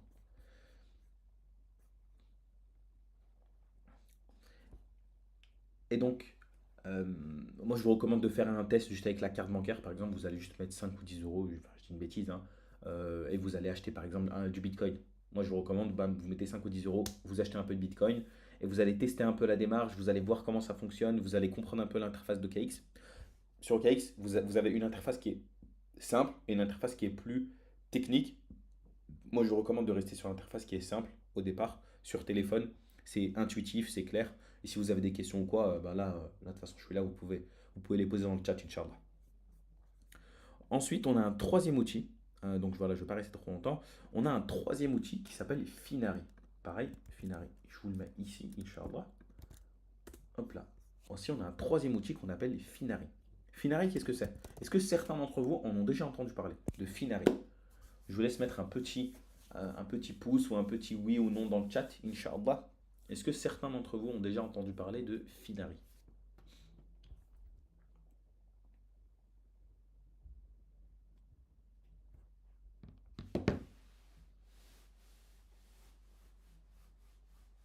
Non? Jamais? Ok. Oui.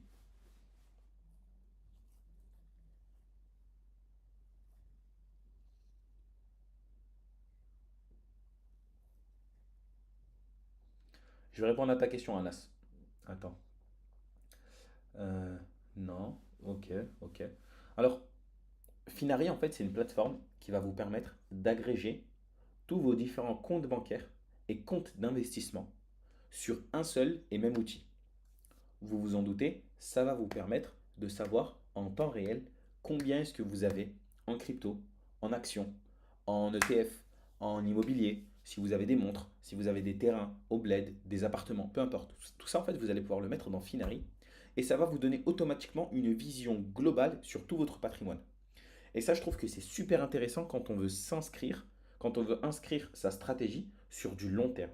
Parce que si vous souhaitez vous inscrire sur du long terme et avoir une stratégie de diversification qui soit pertinente, le point qui est central, à mon avis, hein, c'est d'avoir un outil qui vous permet de suivre tous vos investissements au même endroit. Et donc Finari, c'est ce que ça vous permet de faire. Donc là, pareil, je vous ai mis le lien, vous pouvez vous créer un compte. Il y a une version gratuite qui vous montre un peu comment ça fonctionne. Par exemple, vous pouvez connecter votre compte Finari et à un compte d'une autre plateforme d'échange. Vous pouvez même mettre votre adresse publique Bitcoin directement sur Finari et ça va récupérer, en fait, ça va récupérer toutes les transactions qui ont été effectuées sur cette adresse-là et vous indiquer le montant en temps réel. Vous voyez, vous avez même la possibilité depuis Finari d'acheter du Bitcoin ou des crypto-monnaies. Je vais vous montrer un peu, il y a beaucoup d'autres outils, hein, voilà, je vous laisserai beaucoup d'autres features que propose Finari. Je vous laisserai un peu naviguer justement sur le site, il n'y a pas de souci après ce webinaire, Inch'Allah. Ensuite, on a une question de Anas qui nous dit pourquoi aller sur OKX et pas une autre plateforme. Alors, moi je vous recommande OKX parce que c'est l'outil que j'utilise au quotidien.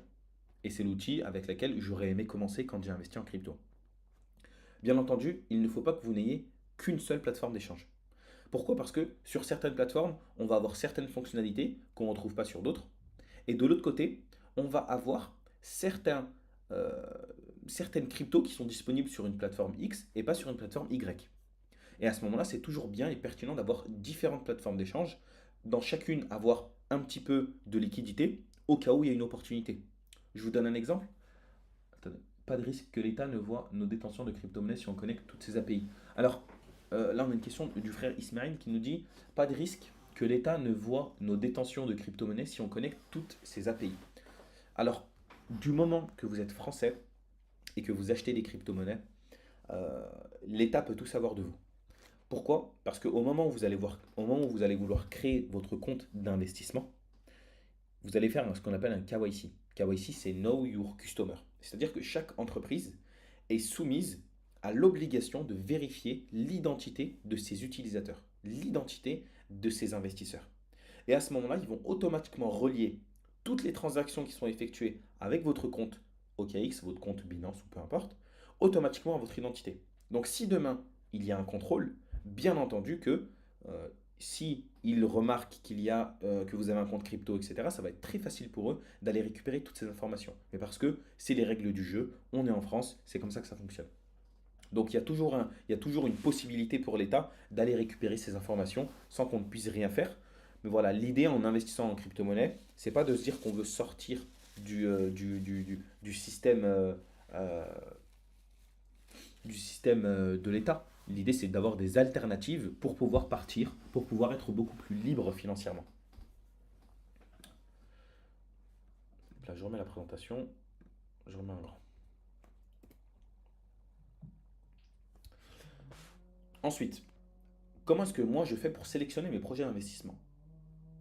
Là, je vous ai donné toute la théorie. Maintenant, je vous dis comment est-ce que moi je fais.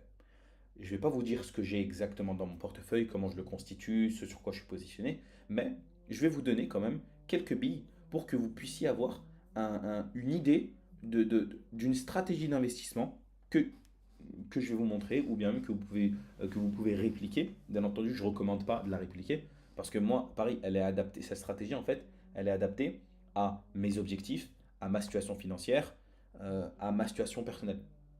Et vous devez faire votre propre stratégie de la même manière en prenant en compte votre situation personnelle, votre situation financière et vos objectifs financiers, Inch'Allah.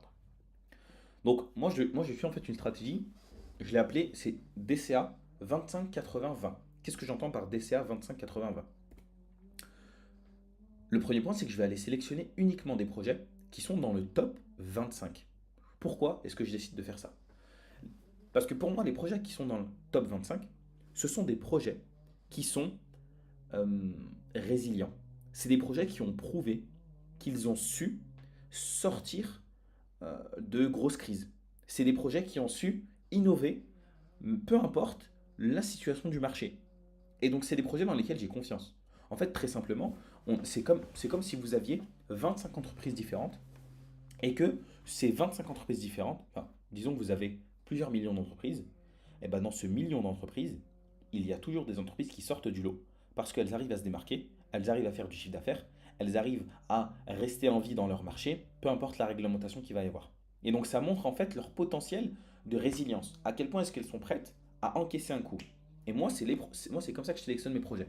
Je vais dans le top 25 et à ce moment-là, je rentre dans la deuxième étape. Donc je vais checker, bien entendu, je vais toujours checker si le projet il est licite, hein, vous vous en doutez. Et ensuite, je vais faire ma répartition.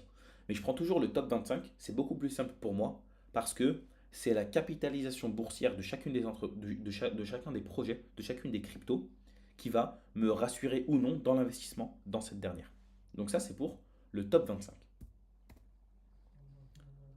Ensuite, je vais aussi mettre 80% de mes liquidités dans les projets les plus capitalisés, dans lesquels les projets dans lesquels j'ai le plus confiance. Là, j'en ai mis 3, mais en fonction des phases, ça peut être 4, en fonction des phases, ça peut être 2. Là, actuellement, je suis beaucoup plus positionné sur Bitcoin que sur toutes les autres.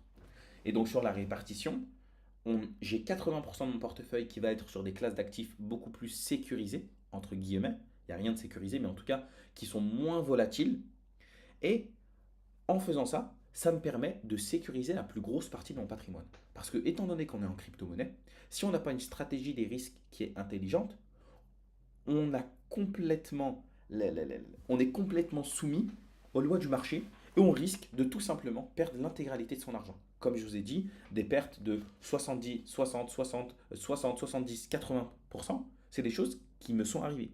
C'est des choses qui peuvent aussi vous arriver. Je ne vous le souhaite pas, je ne me le souhaite pas non plus, parce que c'est bon, je l'ai assez vécu. Et sur la location, moi, je mets 80% de mon patrimoine sur des projets qui sont beaucoup plus solides. Et ensuite, je vais mettre 20% dans des projets qui sont beaucoup plus volatiles. Quand je parle beaucoup plus volatiles, ça peut être des projets qui sont coup de cœur. J'ai des projets coup de cœur, comme je vous en parlais précédemment. C'est des projets dans lesquels je sens qu'il y a quelque chose à aller chercher. C'est un projet innovant. C'est une technologie qui me parle. C'est une technologie en laquelle je crois. Donc je me dis, ok, je vais acheter le jeton parce que je crois en l'entreprise, je crois au fondateur et je pense que ça peut aller très loin. Du coup, bam, je mets un billet. Ça, c'est un des premiers éléments que je vais regarder. Le deuxième élément que je vais aller regarder, c'est à quel point est-ce que le projet est récent et innovant. Ça, c'est un critère qui me permet de dire, ok, cette crypto, je vais la mettre dans mon portefeuille risqué, donc dans les 20%, dans mon allocation des 20% de liquidité, où je vais dire, bah écoute, là, je vais prendre beaucoup de risques, c'est pas grave, et je vais prendre des projets qui sont récents et ou innovants. Innovants dans le domaine justement de la blockchain, ou bien qui vont aller attaquer un nouveau marché, une nouvelle vision des choses. Et surtout, je vais aller me positionner sur des projets qui ont un risque de perte important. Mais pourquoi est-ce que je fais ça? Parce que c'est une stratégie qui est qui est vraiment ficelée. Je ne me permets pas d'aller sur des projets qui sont risqués juste pour aller sur des projets qui sont risqués par plaisir ou quoi. Non. C'est que je me dis, vu que c'est 20%, dans les 20%, bien sûr, il y a une répartition. Il y a un certain nombre de points qui va dans des projets coup de cœur, un certain nombre de points qui va dans des projets récents et innovants, et un certain nombre de points qui va dans des projets très risqués, avec un risque de perte importante, mais où je vais potentiellement pouvoir gagner beaucoup d'argent. Et en faisant cette répartition-là, j'ai une répartition qui est équilibrée en 80-20.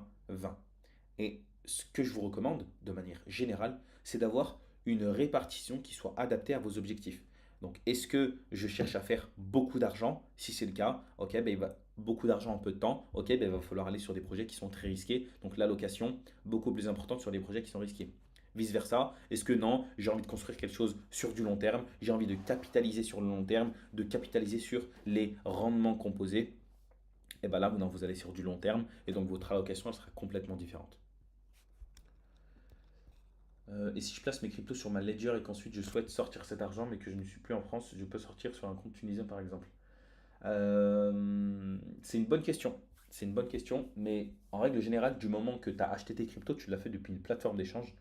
Et du moment que tu le fais sur une plateforme d'échange, en fait, étant donné que les crypto-monnaies elles sont complètement traçables, et bah, si quelqu'un fouille, il va toujours pouvoir trouver où est-ce qu'il y a l'argent. Ça, c'est la règle générale, bien sûr. Après, en réalité, c'est un peu du pas vu, pas pris, mais c'est pas du tout quelque chose que je vais recommander en réalité. C'est juste, voilà, le jour où vos investissements ont très bien fructifié et vous avez gagné beaucoup d'argent, et ben, tout simplement, vous avez qu'à changer de pays, payer l'impôt là où vous devez le payer, comme ça vous devez plus de compte à personne, tout se passe bien, alhamdoulilah, et vous allez beaucoup plus loin dans votre développement. Wallahu a'lam.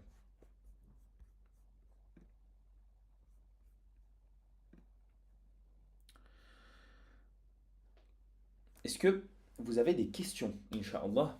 Euh, je vais voir s'il n'y en a pas quelques-unes que j'ai loupées. Hop là, représenter. Ça, c'est pas tout de suite. Je vais voir s'il n'y en a pas quelques-unes que j'ai loupées. Si vous avez des questions, allez-y, c'est le moment. Inch'Allah, on est sur la fin de la présentation du webinaire. Vérifier. Euh,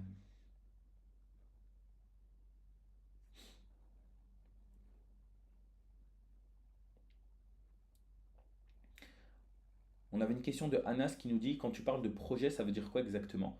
Alors, quand je parle de projet, qu'est-ce que ça signifie? C'est que chaque crypto-monnaie permet d'utiliser une technologie qui a été développée. Par exemple, disons que moi, je vais développer un Mac. Moi, je crée un Mac, par exemple. Je crée un Mac et je te dis, si tu veux pouvoir... Non, non, encore mieux. Sur un jeu vidéo que j'ai créé, je vais créer une monnaie. Pour que tu puisses jouer à ce jeu vidéo et acheter différents équipements, par exemple, et ben, je vais te dire, tu vas devoir obtenir de cette monnaie. Et avec cette monnaie-là, tu vas effectuer toutes tes transactions. Ben, la blockchain, c'est la même chose. La blockchain avec un projet, c'est si tu veux pouvoir utiliser la technologie du projet, tu vas devoir utiliser le jeton du projet. J'espère que tu m'as compris. Dis-moi si j'ai été assez clair ou pas.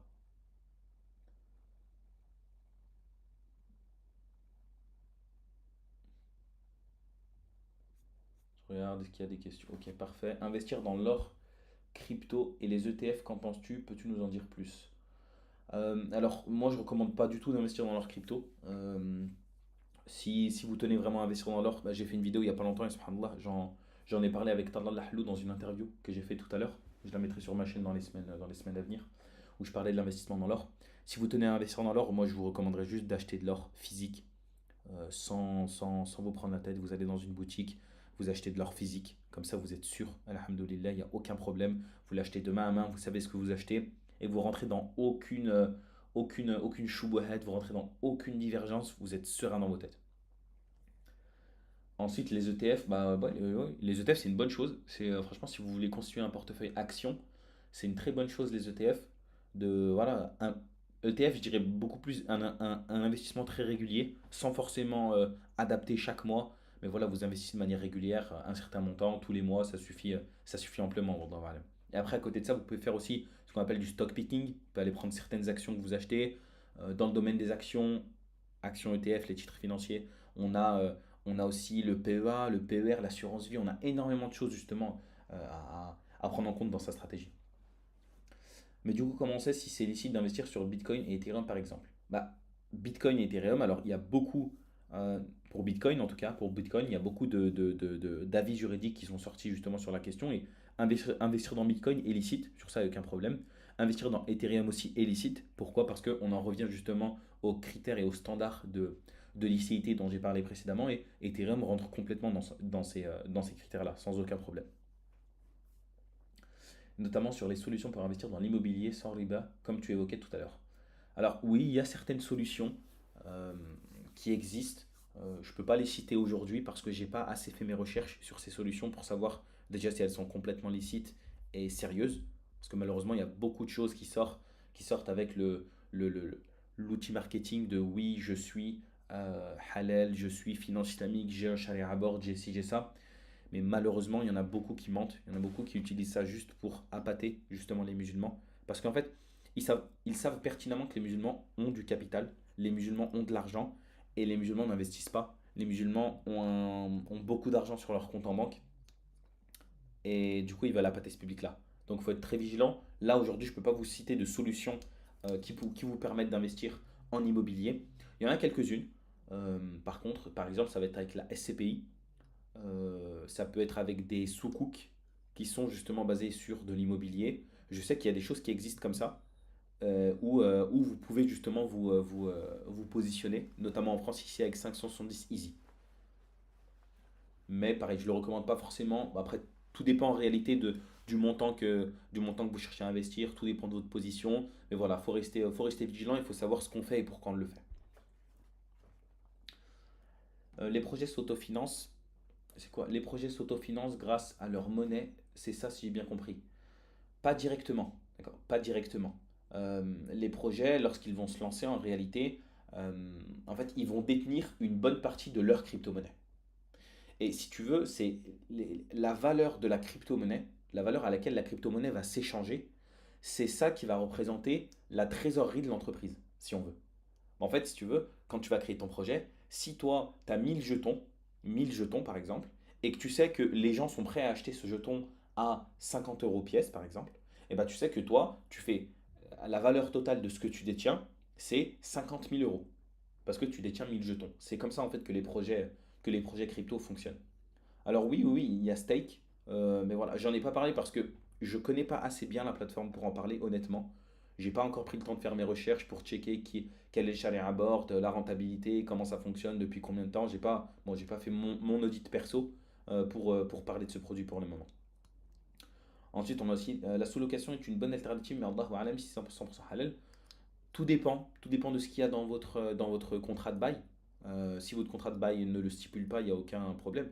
Mais en règle générale, sauf, enfin, si ce n'est pas chez vous, vous n'avez pas le droit de faire de la sous-location. Donc si vous n'avez pas le droit, c'est haram.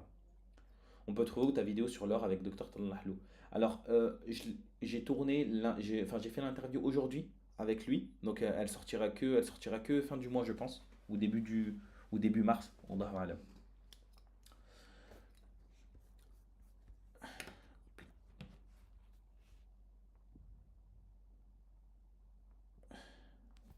Et donc, maintenant, l'idée c'est que je ne vous laisse pas sans rien. Quand je parle de sans rien, c'est que là, vous allez pouvoir, avec ce que je vous ai donné, déjà faire une première vérification des produits d'investissement ou en tout cas des cryptos qui sont licites, de celles qui ne le sont pas. Mais si vous souhaitez aller plus loin, parce que je sais que... C'est quoi on attend le ticket pour le groupe Jezek Invest maintenant MDR. Justement, je vais vous expliquer Inch'Allah. Euh, Comme j'avais promis, je tenais justement à offrir une adhésion au club Jezek Invest, donc avoir un accès à toutes les formations que l'on propose, et aussi une formation exclusive sur l'investissement crypto. Donc, à gauche, vous avez le QR code qui va vous permettre de remplir le formulaire d'adhésion à Jezek Invest. Jezek Invest, je le rappelle, pour ceux qui ne le savent pas, c'est un club d'investissement dans lequel vous avez plusieurs formations dans l'investissement qui sont à votre disposition. Vous avez des groupes d'échange avec des investisseurs expérimentés et spécialisés dans le domaine des cryptos, mais aussi dans le domaine du private equity. Et vous avez aussi, de manière régulière, des opportunités d'investissement en private equity. Donc, on a des entrepreneurs qui ont des difficultés de financement, mais qui ont un business qui fonctionne. Et ben nous, ce qu'on fait, c'est qu'on fait en sorte de se réunir et de leur apporter du capital en échange de dividendes. À gauche, vous avez le QR code pour rejoindre le club. Vous allez remplir le formulaire d'adhésion et à droite, vous avez la formation exclusive en crypto-monnaie. En scannant justement ça, ce que j'ai décidé de faire, c'est que je vais offrir là une adhésion et offrir une formation aux personnes qui vont souscrire à l'offre. Je m'explique. Imaginons qu'on a aujourd'hui, donc là actuellement il y a 12 personnes, imaginons que 12 personnes décident de rejoindre le club. L'adhésion au club annuel, elle est à 400 euros. Et donc ce que j'ai décidé de faire, c'est que parmi toutes les personnes qui vont rejoindre le club aujourd'hui, je vais rembourser intégralement une personne. C'est-à-dire qu'elle aura l'adhésion gratuite. Et je vais faire exactement pareil pour la formation en crypto. La formation en crypto, si vous ne souhaitez prendre que la formation en crypto, c'est possible. Et ça vous reviendra à 797 euros. Normalement, quand vous scannez le QR code, vous êtes directement redirigé vers la page de paiement. Et ce sera exactement pareil. Toutes les personnes qui prendront la formation en crypto-monnaie, je vais en sélectionner une parmi elles à qui je vais intégralement rembourser ou bien même reverser toute la totalité de l'adhésion ou bien de la formation crypto sous forme de crypto, par exemple. Je peux vous offrir je peux vous mettre du Bitcoin à disposition. Et on va plus fonctionner sous ce modèle-là. Inch'Allah. Est-ce que vous avez des questions particulières? Là, je pense qu'il va nous rester une dizaine de minutes avant que je clôture, Inch'Allah. Donc si vous avez des questions, c'est le moment.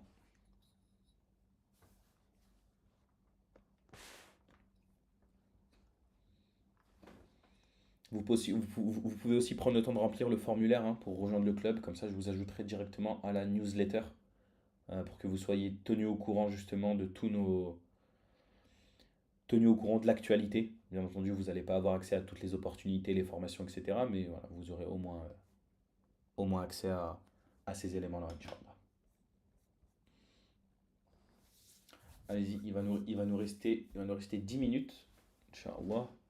Bien sûr, vous recevrez aussi un mail récap du live, de tout le webinaire. Un mail récap un petit peu pour vous donner tous les différents outils que je vous ai partagés, etc. Alors, je ne pourrai pas partager la présentation, vous vous en doutez, mais je vous donnerai quand même plusieurs éléments pour que vous ayez un peu un récap de tout ce qui a été dit, Inch'Allah. Et du coup, je laisserai aussi la diffusion sur ma chaîne, comme ça vous allez pouvoir la revoir tranquillement. Surtout, voilà, alhamdoulilah, vous avez été bien présent, donc j'ai rien à redire.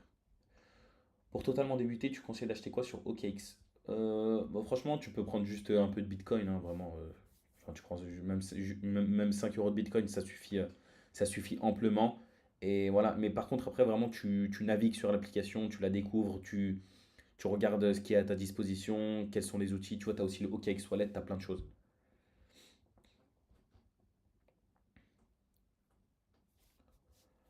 Ouais, justement, j'ai décidé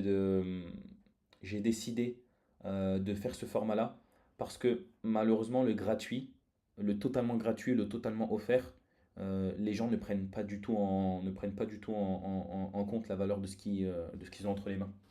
Et donc, je me suis dit, pour éviter ça, non, la personne elle paye et ensuite c'est moi qui la rembourse en fonction des personnes qui auront adhéré ou qui auront rejoint le club. Inch'Allah. Est-ce que tu connais un site qui référence les cryptos qui sont Sharia compliant? Alors oui, je l'ai mis précédemment. Je le remets directement dans le chat. Hop là, je l'ai mis. Après, ça n'empêche pas qu'il faut quand même effectuer son travail de recherche. Il y a plusieurs sites internet qui existent, mais malheureusement qui recensent à chaque fois la même information. On n'a pas l'impression qu'il y ait un audit qui a été fait et revérifié. Donc moi, je vous recommande vraiment de refaire ce travail de vérification pour checker si oui ou non le projet est illicite. Est-ce que tu peux expliquer les différences entre OKX et Binance? Euh, Honnêtement, il n'y a pas de grosse différence. Moi, j'ai décidé de ne plus utiliser Binance parce que durant le conflit israélo-palestinien, enfin, en réalité, il a jamais vraiment arrêté, mais j'ai vu des news comme quoi Binance avait gelé l'adresse, des adresses crypto de Palestiniens. Et du coup, depuis ce jour-là, j'ai décidé de ne plus utiliser Binance et j'utilise exclusivement OKX comme plateforme principale. Après j'en ai toujours à côté, j'ai Swissborg, j'ai Finari, j'en ai beaucoup d'autres.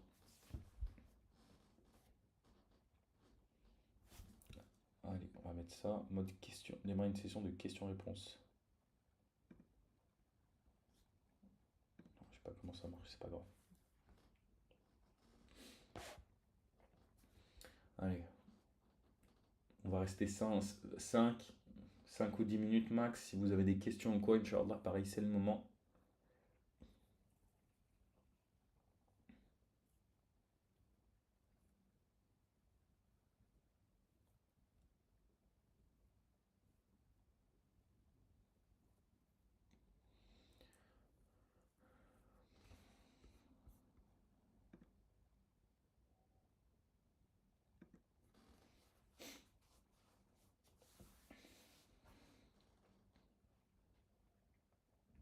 Le lien du club ne marche pas. Ah, merci de m'avoir rappelé. Attends, je vais le débloquer tout de suite. Je crois. Settings.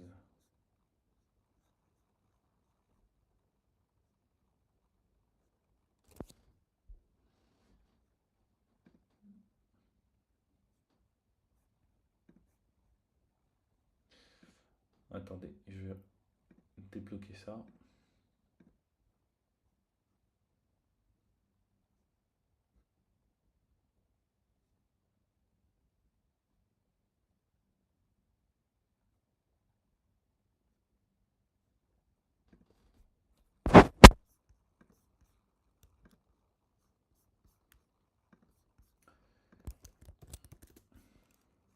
Ok, c'est bon, attendez. Je vous mets le bon lien dans le chat directement.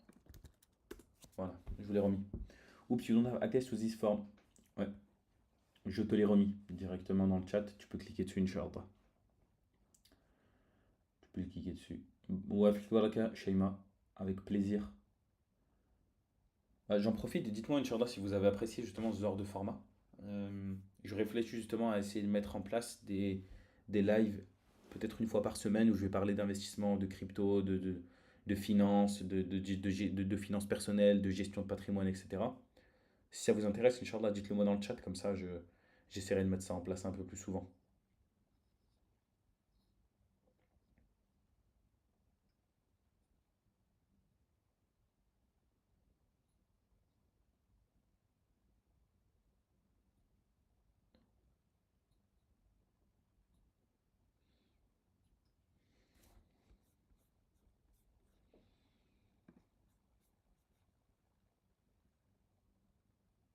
Oui, ce serait bien.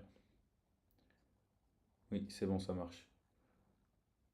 Ok, ok, Inch'Allah. Bah, alors là, normalement, si vous avez parlé, je pense c'est que vous vous êtes bien abonné à la chaîne. Donc, Inch'Allah, je pense que je vais en faire de manière un peu plus régulière. N'hésitez pas, attendez, je vais vous les mettre tout de suite. N'hésitez pas aussi à me suivre sur Instagram et sur TikTok. Je publie aussi très souvent du contenu en lien avec l'investissement, et la finance islamique. Donc, je vous les mets aussi, Inch'Allah. Allez vous abonner. Enfin, pour ceux qui ont TikTok et Instagram, hein, bien sûr. Profil, voilà. Et après, vous avez aussi mon LinkedIn, où là, si vous souhaitez me contacter pour des projets un peu plus professionnels, un peu plus sérieux, vous n'hésitez pas, Inch'Allah. Pareil, je vous mets mon LinkedIn, comme ça vous avez toutes les infos. Ok, Inch'Allah, c'est parfait. Bah écoutez, Moi, je ne vais pas vous retenir plus longtemps. Je vois que là, le nombre de personnes commence à diminuer, alhamdoulilah. Je vous remercie pour votre présence. Vous avez complètement joué le jeu. Et du coup, deux choses, Inch'Allah. Je vais laisser le webinaire disponible. Vous allez pouvoir le revoir. Vous allez même pouvoir l'envoyer à vos proches, peu importe. Inch'Allah, si vous souhaitez le rechecker, même la conversation, même les différents échanges, je vais les laisser. Et je vais aussi vous mettre gratuitement une petite formation que j'avais mis en place euh, pour les personnes qui souhaitent investir en crypto, pour les débutants. Bien sûr, c'est une petite formation. Là, je vous ai fait un webinaire très généraliste. Après, là, vous allez avoir une petite formation avec laquelle vous allez pouvoir commencer à investir en crypto. Je vous la mettrai aussi dans le mail récapitulatif justement du webinaire. Comme ça, si vous avez des questions, des interrogations ou quoi, Inch'Allah, ça pourra déjà très, très bien vous aider. Inch'Allah.